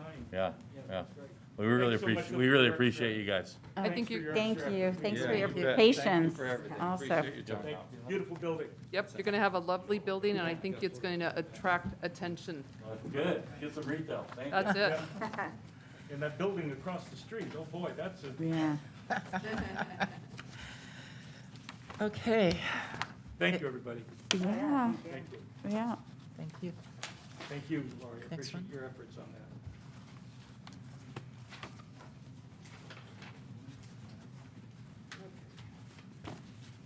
Right there. Okay? The next item on the agenda is 425 First Street. It's right across the street from the building we just discussed. And this is orientation. It's the corner building, the water wheel. This building, as you can see, it's right next, across the alley from Sullivan Theater Fest. And this project went before the Planning Commission last month and moved forward with approval to reestablish the restaurant and the retail uses within that building. Some of you may remember that at one time there was a proposal to do a hotel here. And based on what it would take to do the hotel, that project did not move forward, even though they had construction plans and everything. That permit expired, and then the building sat vacant for a while. And now the new owners are here to move forward with the project. The Planning Commission heard it. The City Council just recently heard it in regards to waiving the parking fees, because this building was approved by the County of Santa Barbara before the city incorporated under different parking standards. So today, what's being brought before you is their colors, and because it's an existing building, you're not necessarily reviewing architecture or landscaping, it's just the colors. So if you can move on to the next slide. These are the current colors of the building. You can go ahead. This is the site plan, which, again, just so you're aware, the Planning Commission did allow for them to take direct access off of the alleyway, which is a modification to the city's zoning ordinance, but that did allow for more parking spaces to be established on the site than currently was identified. Go ahead. So this is the proposed colors of the building. And it would be the same color throughout. Go ahead. This is the water wheel portion of the right at the corner. We're not approving the signs at this time, but it gives you scale of what the sign plan would be for the project. The important part of this project is that it previously had a water feature in the center court area, which is going to be reconstructed into an outdoor patio area. So there'll be a whole outdoor seating area that currently isn't there. So is that it? So again, we brought forth the findings that are in the ordinance for approving projects like this. And the request was that we emphasize those findings more often in our presentation and our materials. So, We appreciate that. yeah. So we're recommending approval of this architectural painting of the building. And if you could just go ahead and put that back up. And please know that at one point, went between our different committees last year, we did send an authorization to the landowner to paint the building these colors because we wanted it renovated. And because of the other deliberations that were going on, the applicant withheld moving forward with the painting until he got through the full process and knew what he was going to be involved with the project. So now that you're established, we wanted to make sure you had the opportunity to see what is being proposed. And we appreciate that. And the applicant is Would the here. applicant like to speak? I mean, as long as you guys are okay with it, we're ready to go, actually. I just met my contractor. Can you introduce yourself? I'm sorry? Can you introduce yourself? Oh, I'm sorry. My name is Maz. I'm with Jameson Elias Properties. We acquired this about a year ago. We obviously are not going to go with the hotel plan. It's not feasible in any way. It's cheaper for me to tear it down and build a new one. So we're going to take it back to exactly what it was, except the little, boats, which, I don't know. I don't know if you guys have the pictures of the inside of the building, what we're proposing. No, I don't think we got it. No. Okay, well, I apologize about that. I thought you guys had it, but it's going to be a courtyard. It's going to be tiled, brick tiles, I should say, and it's going to have seating. It's going to be kind of a public area. Hopefully in the future, we could get a permit to do some music there and some outdoor activities. Obviously, we're not, especially because we're in a theater district, I think it will be kind of a positive bounce back. And also if in the future it allows, maybe we even expand that courtyard into some of the tenancy areas. If we can generate enough rent other places, then we could just kind of adjust for that. So we are tearing that whole thing down. It won't have any railings. It'll be a complete open landscape to the walkways. So, I'm sure it'll draw a crowd with time. But the color schemes, I did bring swatches. The swatches are a little bit darker. It's an arcade white and a blue that easily keeps dirt looking like, it's not on the property. It resonates well. So I'm hoping that is okay with you guys. I don't know if there's any questions I can answer. Is this the Admiral Blue is the color? Yes, it Okay. is, ma'am. Absolutely. What was the background, why blue? Um, I mean, we see Actually, language in our guidelines. like talks I about mentioned timber. before, we actually use real architects, and they are from SciArc. So we asked them, we said, hey, look, and I've been working with them for years, so I'm very fortunate now that they are SciArc with master degrees and what have you, they still charge me peanuts. So I was lucky enough to be able to go back to them, and I said, hey, look, we have this building, what's the deal? And they actually did their studies, and this blue is a very common blue now in Denmark, Holland, Norway. So that's why we use it. Okay.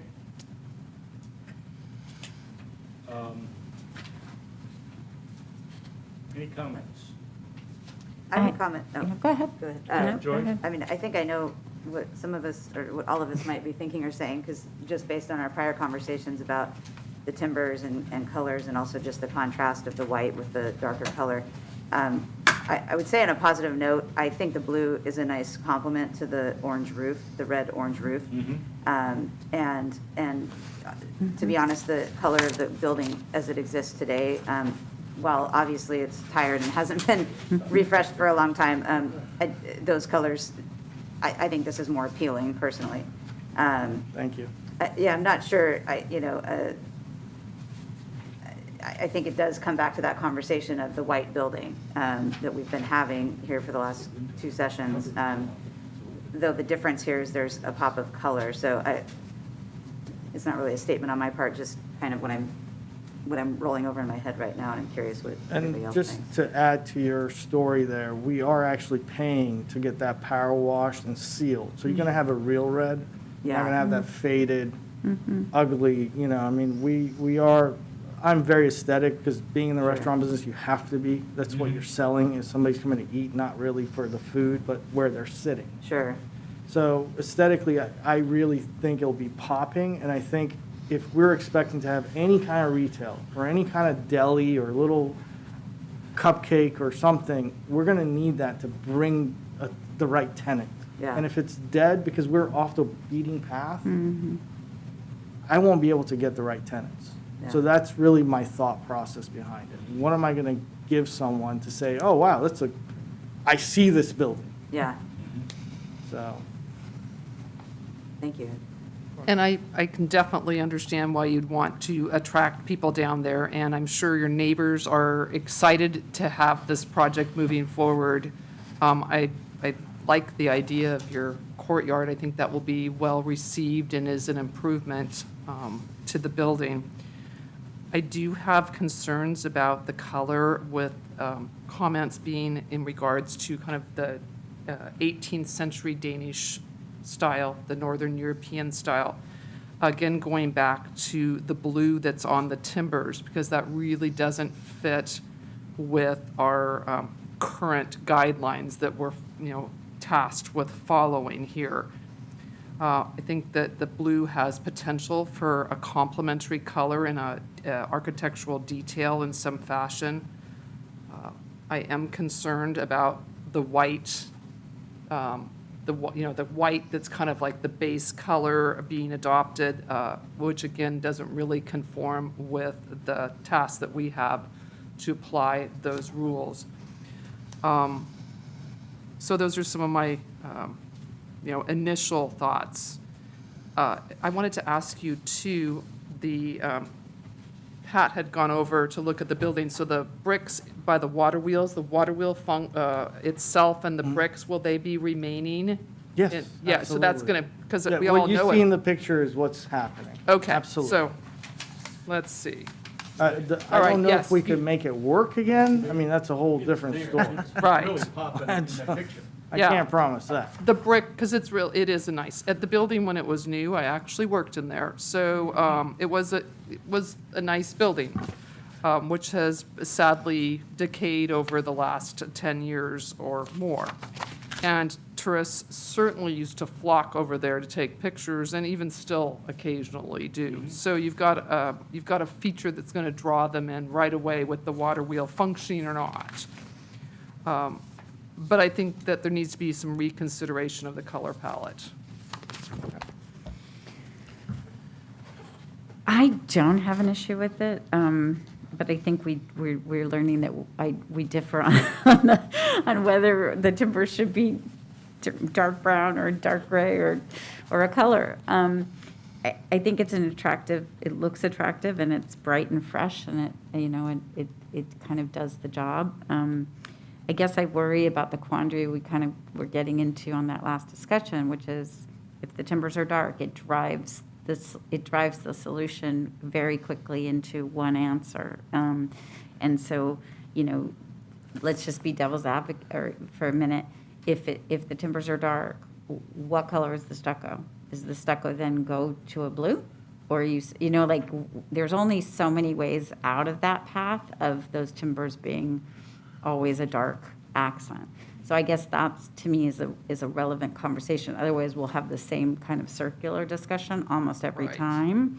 So in my mind, I think we also have to be a little bit open-minded. Otherwise, we're going to end up coming into the same circular argument every time. So I guess I'm foreseeing that potential for the future, so we might as well have the conversation now. Yeah. Can I add to that worry? The thing is, it's not real wood. So Yeah, it has the grooves bigger than normal. So if we paint it, you still see it as wood. So it's not really taking away, we're not plastering over and making it solid. We're keeping the texture. And because it's not really wood, it will still show that wood texture, even in blue. So we have looked at that situation because we, obviously we want to be respectful. We're not trying to come in, but at the same time, we want a pop. We feel like we need it. I have a question. In the book, and you may not have it memorized, are there examples of painted timbers? I mean, are they normally depicted always as wood, or are there Yeah. cases where they're painted? Well, in and coconut? I'm reading from the design Right, standards, and that- so it requires that. I don't feel as though. doesn't it just say dark? What does it say It's, exactly? here's the words. Okay. Buildings shall be designed so that the half timbering is darker in color and contrast. Right, And resemble the finish of traditional old world buildings.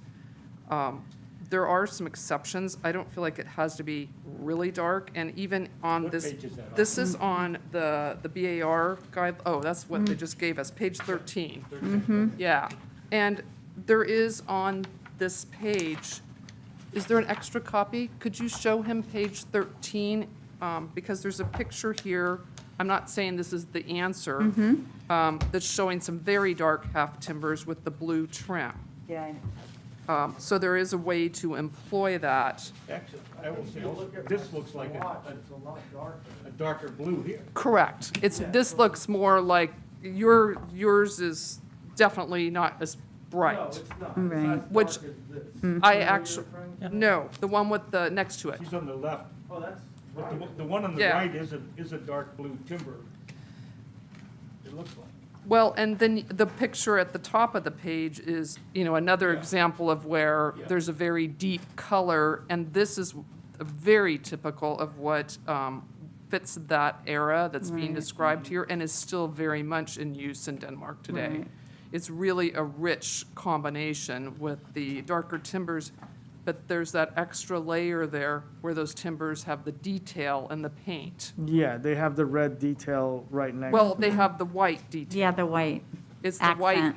white line around the timbers. Yeah, no, I understand, but if, I don't know, I'm so sorry. Are you talking about the top one? Yeah. Correct. I'm so sorry. I was Yeah. talking about the Yeah, the bottom one, which has the red accent Ah. to cut it to the oh, line. right. right. So I'm sorry about that. Well, it's kind of just a reverse application Yeah. in a way.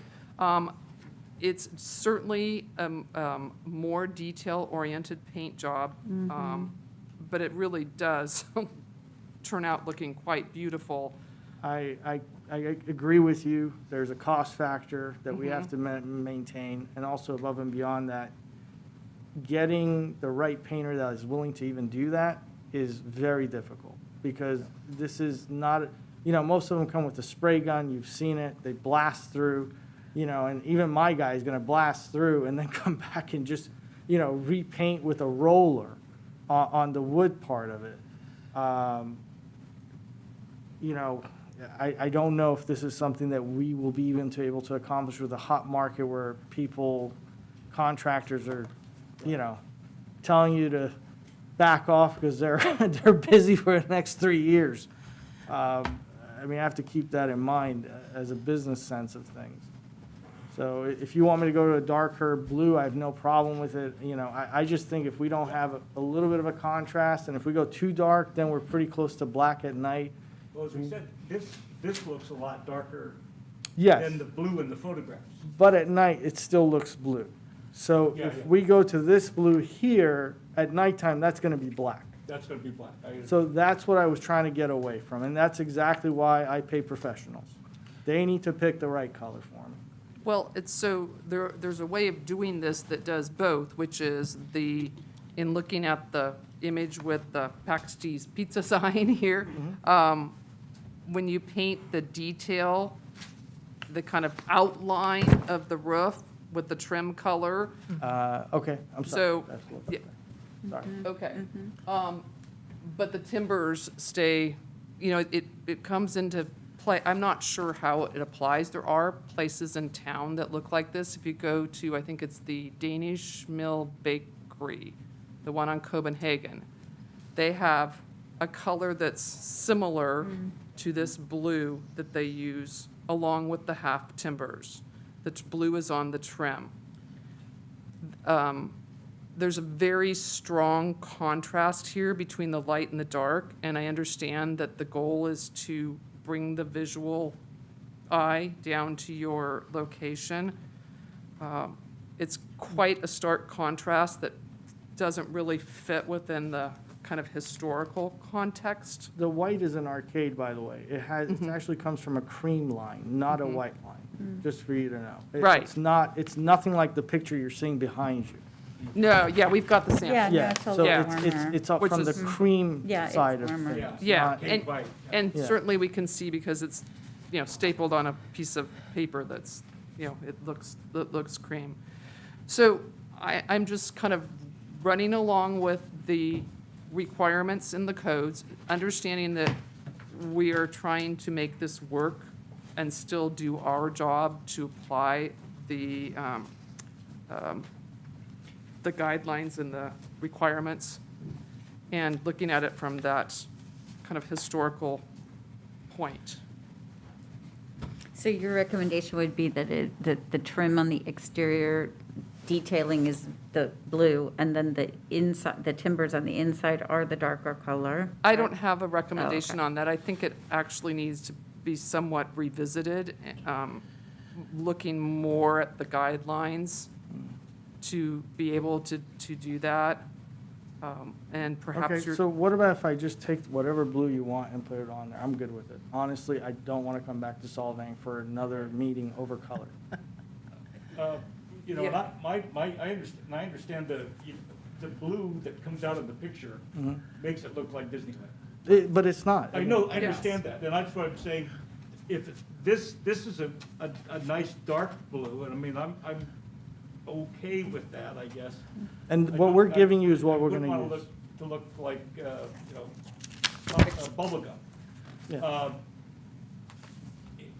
The other thing, I think you've got your experts, and you have, marketing objectives in mind and so forth, and this is gonna look good. Obviously, you've been around during the meeting, and you know that white isn't our favorite color in a way, because it seems like it's to the exclusion of every other color but I understand that this is good, and then we talked about earlier how it's important to, in making these decisions, to put it in the context of the buildings surrounding it. We just talked about a building across the street that is white, and got some other colors in there too. And your neighbors at the Copenhagen house, they're white. Right, that's right. And then, So, but it we also doesn't- have some blue, or, but I guess it's really not, it's gonna be black railing, and then the only blue on there is gonna be the Spire. Oh, the copper. the spire, yeah, the oxidized copper on the spire. Yeah. One thing about this building, I mean, to me, when I look at it, there is, a lot more representation of the brick color, the roof. I mean, it's such a massive building, and whereas in the building across the street, some of that kind of sinks back and you don't see it as much here, I feel like there is a pretty good contrast with the white, even though I know it's not necessarily a solid color as we've been sort of saying we want, but I think with the brick and the color of the roof and, whatever potential planting and stuff might go along, it might actually not feel as largely white, although I guess I am only looking at one picture, and I realize that as you're looking at other angles, and especially from the parking lot side, Here's there's more. I took this picture today. Yeah, and I was in the parking lot So today there's too, the- same thing. It's a big building. It's a very big property. building, yeah. There's several buildings, I guess. Lori, Did you have a picture of the building, the Copenhagen House building, like the building that's next to it? It's in the early presentation from the other one. I mean, I thought that's what you were getting at. That's when I went around the whole They block. colored in all the timbers black. Now, that's interesting, not to color those or the So, yeah, frames, so or the leave frames. leave Right, so see, that's what- so That's what I thought you were saying. Right, well, that is, yeah, that is, where you'll That's see across the the street. pictures, what we're That's doing. what she wants. Yeah, and to, keep this all open to the public Yeah. here, what Jennifer was doing was coloring in the half timber lines so that you're seeing it with the half timber being the wood look and then the accents being your blue Blue. frames. I'm so sorry, where am I looking? You're looking at, see how So I these, she based- started Oh, okay. feeling these in? Okay. So that the blue is in your window frames, your door frames, but not Your on your what roof would be fascia. the Okay, so the can we faux just approve this? timbers. We'll do it tomorrow. Okay? Thank Perfect. Well, what about the color? Would you be leaving that then, such a sharp contrast white, so that it's the same color as the, It's this creamy. right, That cream color. right. Yeah. But being the same color as the Copenhagen house? Yeah, because I think there's enough blue accent that it's, and with the roof line, it's Yeah. striking. It's like. It is. You made the point. I think Yeah. what I was trying to do was make. it Illustrate I'd it, like yeah. to As simple cut as down the- possible. the- And- the Right. bubble gum more. Well, and where, Did you see- what Yeah, I did, color yeah, I would they think be? Would they, were you looking at those as Perfect being representation, I black, thought she was Jennifer? As like a charcoal kind Right, of color? yeah, right. And then is your railing, I believe in this illustration, your railing looks blue as well. That's correct.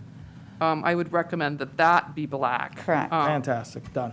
That the railings I'm not be here. black. I think that will give it a richer aesthetic as well. And that's very typical, that Danish black Yeah. iron. Done. And it's got some of the nice details on it So still, if you yeah. guys could tell me exactly the colors, I'm happy to do it. Done deal, we go home. Why don't you, or one of you articulate, together you. Yeah, I come to think a we- solution, I think that he's willing to adopt, and I. Do you want to can you make a color copy of what I did? Sure. And how do we define the color for the half timbers? As being a warm charcoal? Like a dark charcoal, yeah, warm. Yeah, a warm tone of a dark charcoal? How's that? Sounds good. As we're gonna get to a color. Right. But keeping the blue on the door frames, on the trim around the windows, is that right? Yes. Correct. Your And- So blue there's is, It Yeah. tones it down just a little bit. Yeah. Done. Okay. And then- Absolutely, fantastic. all the parts of the building that would have been timber, recognizing that there's no timber, it's all faux timber, but all the faux timbers, the half timbers, would be The a charcoal. warm tone of dark charcoal. Right. Inside the blue, did I misunderstand? And the what? The, inside the blue framing. Is So that not what you? I think what, Well, here's an illustration of the current building, for So instance. all I did was color in the half and timbers then to all the the things. charcoal. Yeah, like I said, so it's inside the. That's right, the yes, rectangle, yes. Right. all black. So all the Right. accents are blue and the half timbers are the dark charcoal, so So- that the color pops and it doesn't become overwhelming. So like, yeah. And then it looks like, again, you've got the wood look, so it looks like you've got the wood on the building. Yeah. You've got your pop of blue in all of Sounds your right. accents. I think that would look real nice as well with the water wheel, because I have a feeling that, well, you may want to consider the water wheel not necessarily being white. Yeah. Sure. I would suggest that that be the kind of go along with your timber colors potentially.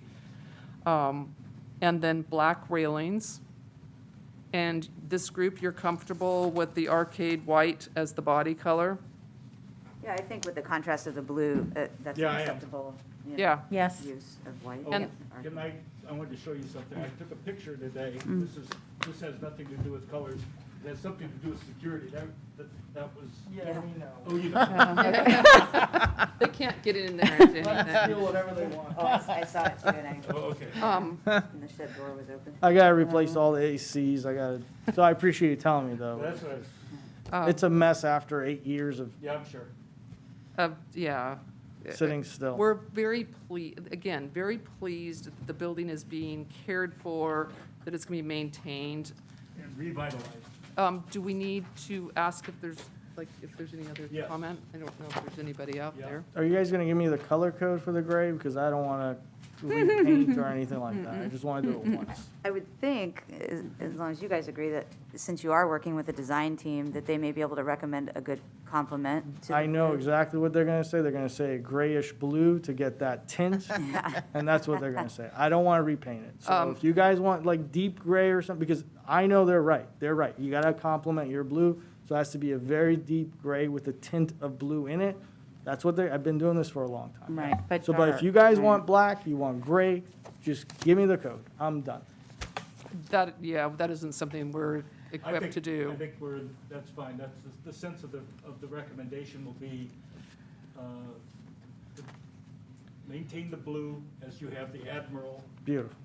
in the frames, the door frames, and in the other areas, the half-timbered will be this dark gray that is complementary to the blue. Perfect.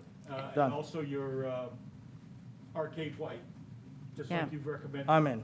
And Sold. recognizing that dark gray needs to make sure it has that look of, it would be a wood stain kind of color. Well, that's already on the building. There's nothing I could do about that. This is actually, like, it's literally stuccoed Yeah. wood. There's nothing I could do about it. No, I meant the color, not the finish, the color of the The only thing I could do is do a very, like, a flat, so it looks more woodish. Yes, Yeah. yes. I think that would work, yeah. yeah, So is that okay? Yes. yeah, Yeah. I think that's preferable. We Okay. hadn't really considered that, and I'm sold. yeah. Done. I don't want to do you want to capture the sense of the understanding? Yes. So the base color will be the arcade white that's been prevented in the color swaths. The railings would be black. The half timbers will be a dark chocolate, No, flat. charcoal. Charcoal. Yeah. And the water wheel would be, and then there's accent colors with the blue, the nautical blue, Admiral, admiral blue. or is that it? Or- And the water wheel should be should be the dark color that you're doing with the The timber. half timber color. I just want to point out, if the water wheel becomes a dark color, it's going to be very hard to see. And I agree. I agree with that. I yeah. agree. Yeah. It's So- fine. I'm okay leaving not it. mandating Yeah, the I agree. water Water wheel. color. Yeah. Yeah, Okay. I'm not sure white's great, but I don't want to mandate that. I mean, I could go with a darker white, which would come out with a gray tint instead of a yellow tint on an arcade. That way, it still looks white and it's away from other whites, so nobody can really tell, and then it won't show the dirt. Yeah, I think we can, I'm going to have to pass that to you and your group with We'll take care of it. confidence that it will look good. Okay, They get paid, so they better. anything else? Any other, so do we have common understanding about the expectation? Yeah. Again, thank you all for the contributions. No, this is good. I really So we appreciate wanna- it. We're done. he We're wants to be at good. the same place we all do, and that Yep. is to The finish mark. mutual agreement. We got copacetic. We figured it out. Yeah, Yep, that's right. and it works. Perfect. We appreciate, again, your willingness to sit through the meeting, but also, Listen. Yeah. you know, We're exercise very patience with flexible. us. Okay, great. Is, A motion to approve the revised paint Okay. as submitted? okay. I'll second that. Okay, good. It's been moved and seconded. Okay, let's have a vote of the committee. Please. All in agreement, please say aye. Aye. If anyone is opposed, please say nay. Okay, the motion passes 4-0. Congratulations. Thank you, sir. Appreciate it, ma'am. You know, I just wanted to, I'll scan this and Yes, send it to you. if you could maybe mark it with like a pen saying this is this, this is that, just so I don't screw up. Yeah, I really yeah. appreciate it. Okay. I would. Does everybody want to sign it? I also wanted to note that this is a somewhat embarrassing, but kind of funny. I used to have a Labrador Retriever that would not stay at home, could open the door, jump the fence, get out of the garage, and had a friend that was up at the water wheel building and was often swimming in the pond. So back in, Taking out the pond, right? yeah, the Statute of dog, limitations. yep, it has. So the pond was much loved. I I think you'll love it more with some music. think Yeah. it'll be much improved. Thank you. Thank Thank you you. so much. Thanks, everyone. That was, That was tough, and we got a I don't know good if Zena solution. was That's gonna- good. Are you ready? Okay. Great. okay? We have one more item. Okay. So if we move to the next item of the agenda, it would be number 5, Yes. an update on general plan, its design element, and general plan advisory committee. And I can give the update for you. When I'm done, feel free to mention any questions or comments. So the general plan kicked off in December 2020. This will be about a 2-year process. There are many steps along the way. There will be many opportunities to interact with the public along the way also. Currently, we are in the second phase, which is when we are looking at a review of the existing conditions and trends. So our consultant, Mintier Harnish, that is leading the project, has they're drafting this review based on research and the current conditions that are there. We held a forum for the community last week at the Veterans Hall and also via Zoom last Thursday, April 8th, and Friday, April 9th. We had a number of people in attendance that weighed in and shared their thoughts. There was a survey that was extended to those at the meeting, but also those that might not have been able to make the meeting. That survey is posted on the general plan website, www.plansolving.com. We encourage all members of the community to take that survey. The survey will be up for another 3 to 4 weeks. If you have not had a chance to take that survey, we would encourage you to take that survey as well, and all members of the community. We are also in the process of forming the General Plan Advisory Committee. If you will remember from previous meetings, that will be a 15-member body. At the last meeting, Esther and Jennifer both volunteered to be on that commission. We've also had 2 volunteers from the Planning Commission. Aaron Peterson and Joni Jameson will be on that board. We've had 2 members of the City Council volunteer as well. Mark Infante and Claudia Arona will also be on that General Plan Advisory Committee. We accepted applications from the public that also wanted to be a part of the committee. Those applications were due to the city last week. We are reviewing those applications, and we're in the final stages of selection. So we will be very shortly having a full complement of the General Plan Advisory Committee. And as a Just a point clarification on that. That selection is really being made by the city manager. by staff, correct? In consultation with staff and so forth. Part of the problem is a Brown Act issue at Correct. So you'll remember these were, involved in the selection of the.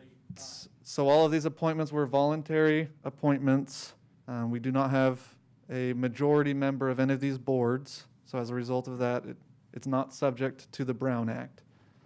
So because of that, the selection makes the most sense to be appointed by staff, considering input from all of the boards as well. We did mention, so one last thing to add.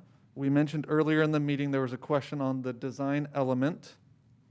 That design element, as Zena mentioned earlier in the meeting, is part of the scope of this general plan update.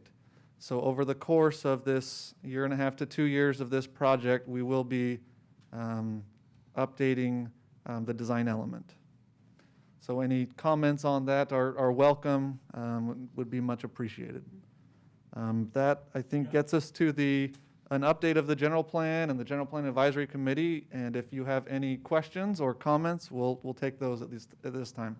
Well, we have two members, obviously, of that advisory committee, which I appreciate, that out of the 15, this group is being so well represented.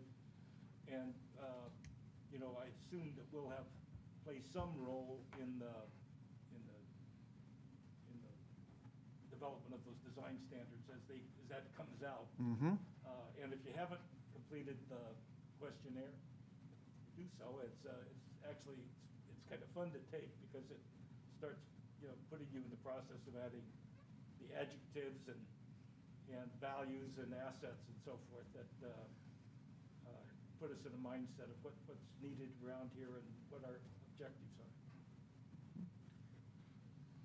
I'm really happy that there is a design element that's going to be in there and be integrated across the plan. Clearly, it's obvious that it's very much needed, given that we're being asked to create color palettes for projects, which is certainly far outside of really what our scope of work should be. So I'm, looking forward to that. Also knowing that that's going to be a couple of years down the road.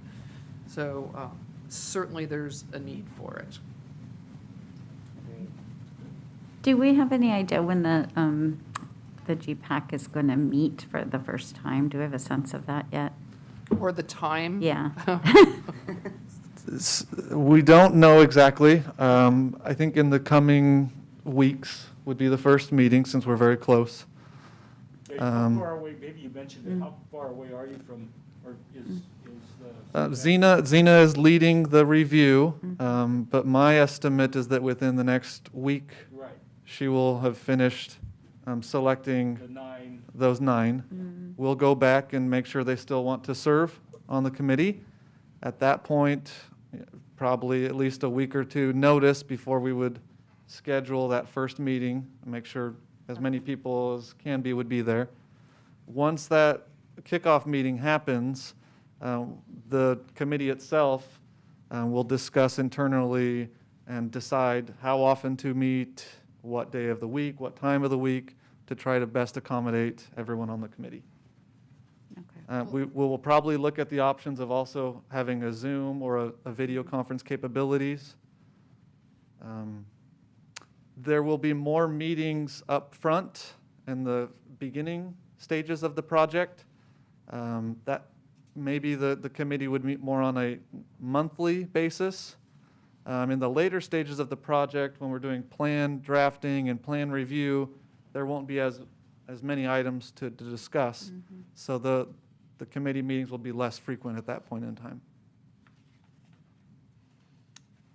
Good. Well, You perhaps answered my by our questions. next meeting on May 20th, for this committee, we'll have, you may have already met once. Yep, that is possible. Yeah, that's right. Did And I you am hear, you hoping- heard who else is I'm on hoping it, for didn't a you? Zoom capacity, I'll be telling them we're counting on you know, for it as well. Okay. Just not knowing, you know, the day of the week, the ability to attend is increased that way. Although I certainly think that it's more productive to be able to do it in person. That's good. Thanks for that good update. I Yeah, appreciate Thank thank you. you. it. Anything You're else? welcome. That's all for that one. We can move on to the next agenda item. Okay. That would be agenda item number 6, which is committee member comments. I think I've expressed all of mine, thank you. None for me. No, I thought we had a great meeting. We got, I did got too. through a lot of Yeah, stuff. and it is kind of, we're picking colors, but you know, Yeah. that isn't. We were also part of what we do. expeditious, so we didn't delay that. And I'm glad that we're able to send people out the door with. Right. With a decision. You know, and that's what they, you know. it's That's what really they're that coming they here have a for. decision. Yeah. They care about that more than Right. what the decision is in Right. some ways. But it's, I think, everybody's hard work and creativity has helped us get to yes Yeah. on some of those challenging ones. It was also interesting to see how the book ended up being a resource. It's helpful, I'm going to look for some more potential resources. I think that's a because good that's idea. that's a a good resource, but it's also a narrow resource because very few of those buildings in there are half timber buildings. Yeah. So therefore, it makes it a little Yeah. bit difficult. I also have architect friends. I could ask them to pull colors potentially if we wanted to. I just think to it's have it. trying to get them to fit within the parameters of the guidelines that yeah. are challenging. And I think that's a good option, too, because just having that book has no reference as to an actual color Right. palette. If you could put a color palette to what's in there and build on it, that could be helpful, rather than saying the top, and taking a picture of it with the phone It doesn't makes me a read. little nervous Yeah, because yeah. that's not necessarily a good way to pick your color. Correct. But So, thank you, Lori, for stepping in and overseeing that. That's a challenging one. Perhaps, I guess, if I was to make a comment, and apparently I am, that in the future, that if somebody like the First Street that came back for the second time, that at some point they do need to engage a designer to assist them in the process and not count on us. I would like to not be put in the position where we are giving guidance on colors in the future, frankly, because that concerns me. And if I may respond, yes, this was an unusual situation. I think particularly three of the items, because they had been backlogged for a while, little frustration, and, not a whole lot of guidance because we're learning to work with you as much as we're trying to guide applicants. And so I think as we move forward, we'll have a more robust package to you.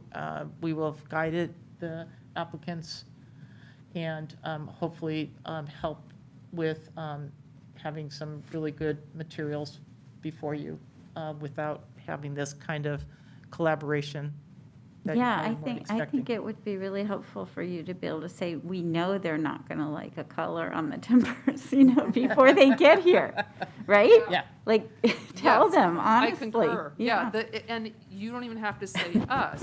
It says Yeah, right right. in the guidelines. Right. And that's what I was trying to stress, is that this isn't that I don't like the Yeah. palette. My job here is to follow our guidelines and then, maybe make an interpretation within those guidelines.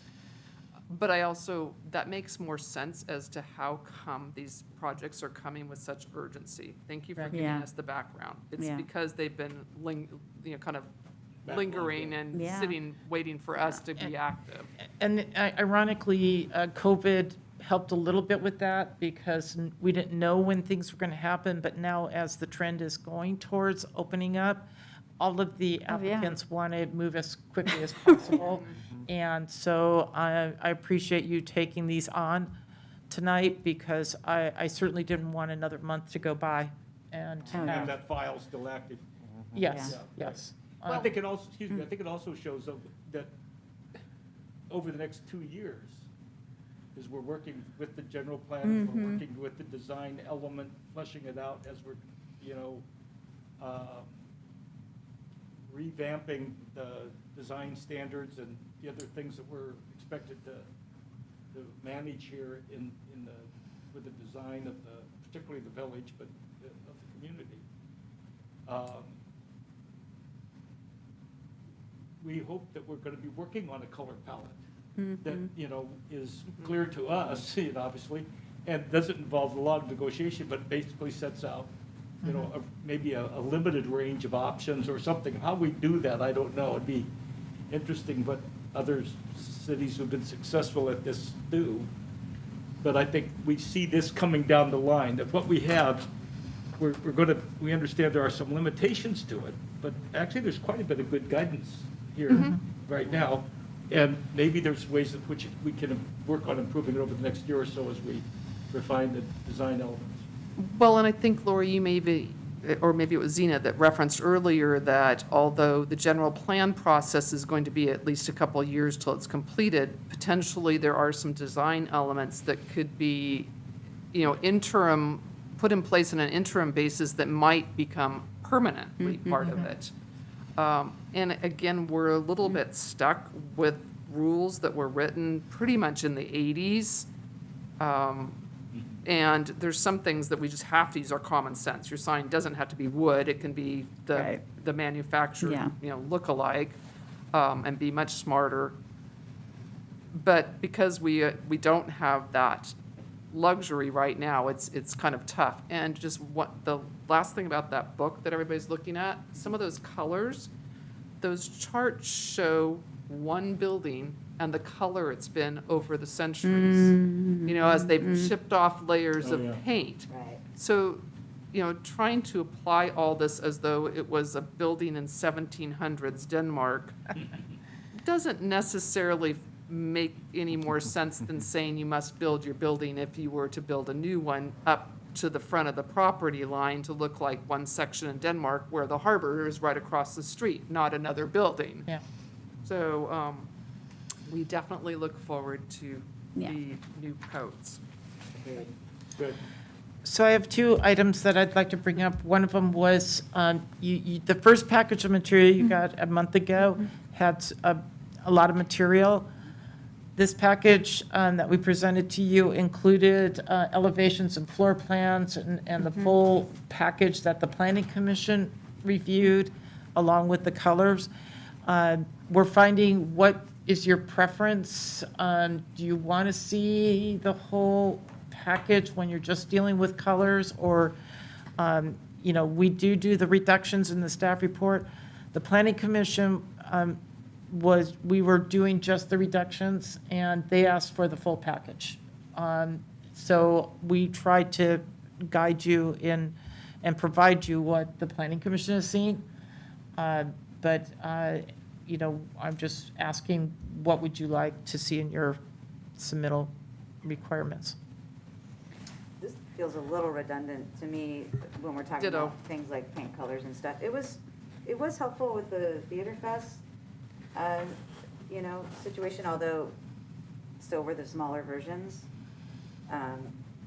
So maybe it depends on a what- half-size set instead of a full-size set may be easier to even deal with, but Yeah. I like having it because I think there's context in it Sure. that it maybe for just pure paint, it shouldn't make a difference, but it did make a difference in the theater Yeah. review, for me at least. Absolutely, with the Yeah. theater. Yeah, so I think it is, I was going to say, I think it's project specific, but Yeah.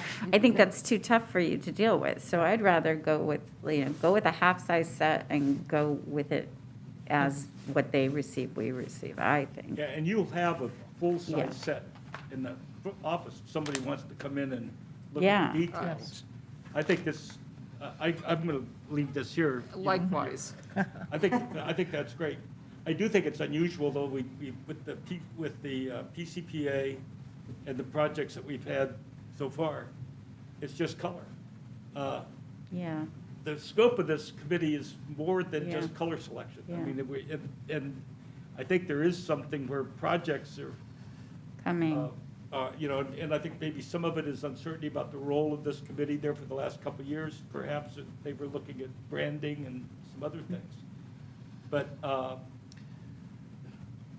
I don't like to get projects that have already been approved by the planning commission, and therefore the only thing left is the only thing left that is selecting the color, because essentially before the planning commission gets it, we should get it to approve proposals for new buildings or major renovations that are, and apply design standards. And that is the normal process, is conceptual review will come before you Right. as part of the recommendations to the Planning Commission. And then final review will come back to you to make sure that everything has been implemented based on your original actions, the Planning Commission's actions, and then final architectural review. It's just, it's Um, a yeah, little we're in a frustrating. weird You can understand that, Yeah. here's PCPA project. Right. If planning commission's already approved it, city council's already approved, whatever it is, and we basically ratify colors that are already selected. Well, I think you just experienced where you did have an influence on something that the planning commission did see, and with the water wheel building and for the better. And so I think there is value. And again, we're learning together Right. on this process. We do have probably 2 projects that will probably be brought before you that have already gone to the planning commission. But again, we had this void of guidance where we had to move the projects forward. Absolutely. And once we get through those, then we will be able to kind of get more into the regular routine. Oh.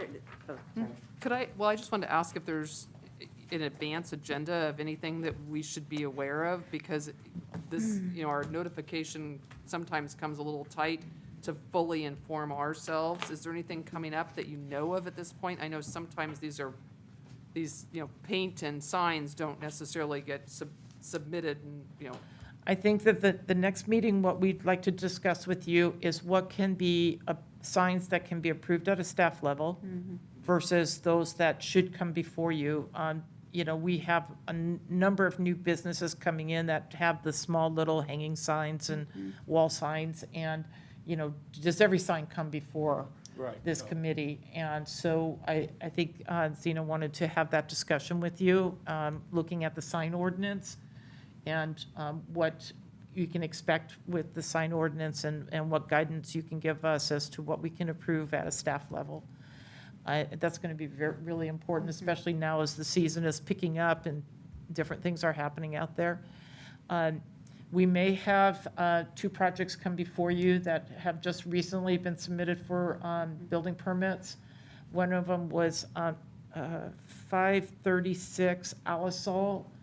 It's the vacant building or vacant lot behind Chomps. Right. That is a 11-unit condominium project. And it did get reviewed. It's been around for a while. It did get reviewed by the previous Board of Architecture review. And so I think it would be relevant for you to see it. So I'm planning on bringing that forward to you. On Copenhagen Drive, there was a 3-unit vacation rental project. It's really small, and so I don't know if we'll be bringing that one to you or not, but it did go to the Planning Commission, and it's in for plan check right now. is that down kind of in the area of the former K Sarah? I guess now it's Sears or? It's Down at on that end? it's on the west end. Yeah. It's the one vacant lot. Yeah. Oh, yeah. I guess it's only one place it could be. Yeah. Right? And it's very small. It's Yeah. a small lot. Okay. Yeah, it's a small one. So, and that's what we're working on right now. And of course, now that I've gotten through quite a backlog of projects, the focus for our office will be on the Mission Drive Yeah. apartment project. And we will be bringing that forward to you when And it's I ready. know also the city council has approved, let's say, some staff additions or add backs Yes. that will be helping the staff's workload generally, I think. and My role at the planning department has been small time, Mondays and Thursday afternoons. Because we had such a backlog, it's taken on more. And it's more appropriate to have somebody there all the time to answer the questions. And that's what the city council agreed to fund. And so the role that I've been doing is I'll be dialing back and just taking care of the projects, the discretionary projects that are coming on, because the staff person that we'll be bringing on will be able to answer the phone calls and answer the emails and do a lot of the more day-to-day operations and be there for the public. Well, the message I think that we all have, and I think this is what I heard Esther say, is the sooner we can get, it has to be, still fresh, but get projects so we can look at them, take pictures or whatever we want to do with them and so forth and process it, because a couple days isn't It's really tough. enough. Yeah. It's tough. I mean, we'll do whatever it has to be, but, and I know also Xenia and all of you are working very, very hard with lots and lots and lots of things going on. During COVID. during COVID with limited staff, with the, staff cut in half or whatever it was. And the other projects that we're working on in the office is, we're in the midst of scanning all the files. So there was over 125 boxes of files, addresses, all of we found that the oldest file that we found was from 1947, because the county gave us all their files on Solvang. So those are all being scanned. Wow. And then we're also converting to an electronic access. So that's just beyond what is the day-to-day stuff. Yeah, so later this summer, members of the public will be able to look up permits, look up plans for their properties online, which will be greatly appreciated, I'm It'll sure. take some pressure off the I was staff. gonna say, probably help you guys out in the long run too, yeah. Yeah. Yeah, that's really interesting. And, from a historical standpoint, if you've got them back to 47, that's when things started transitioning in the look of Solvang. So that's going to be very interesting. And prior to, even before SMID at that point. So, Yeah. well, okay, big task. Well, Any thanks other- for all your work. Any other comments from staff? No, I'm done. Okay. No Thank comment. you. Thanks, Lori. Oh, I get to use this, huh? Anything else, friends? In the absence of anything else, we will call the meeting adjourned. Great. Thank you. Thanks, guys. Thank you very much. That was a Thank you. good meeting. Yeah, that Thanks was a for your good lot. work and willingness to hang in. All of you. And 3,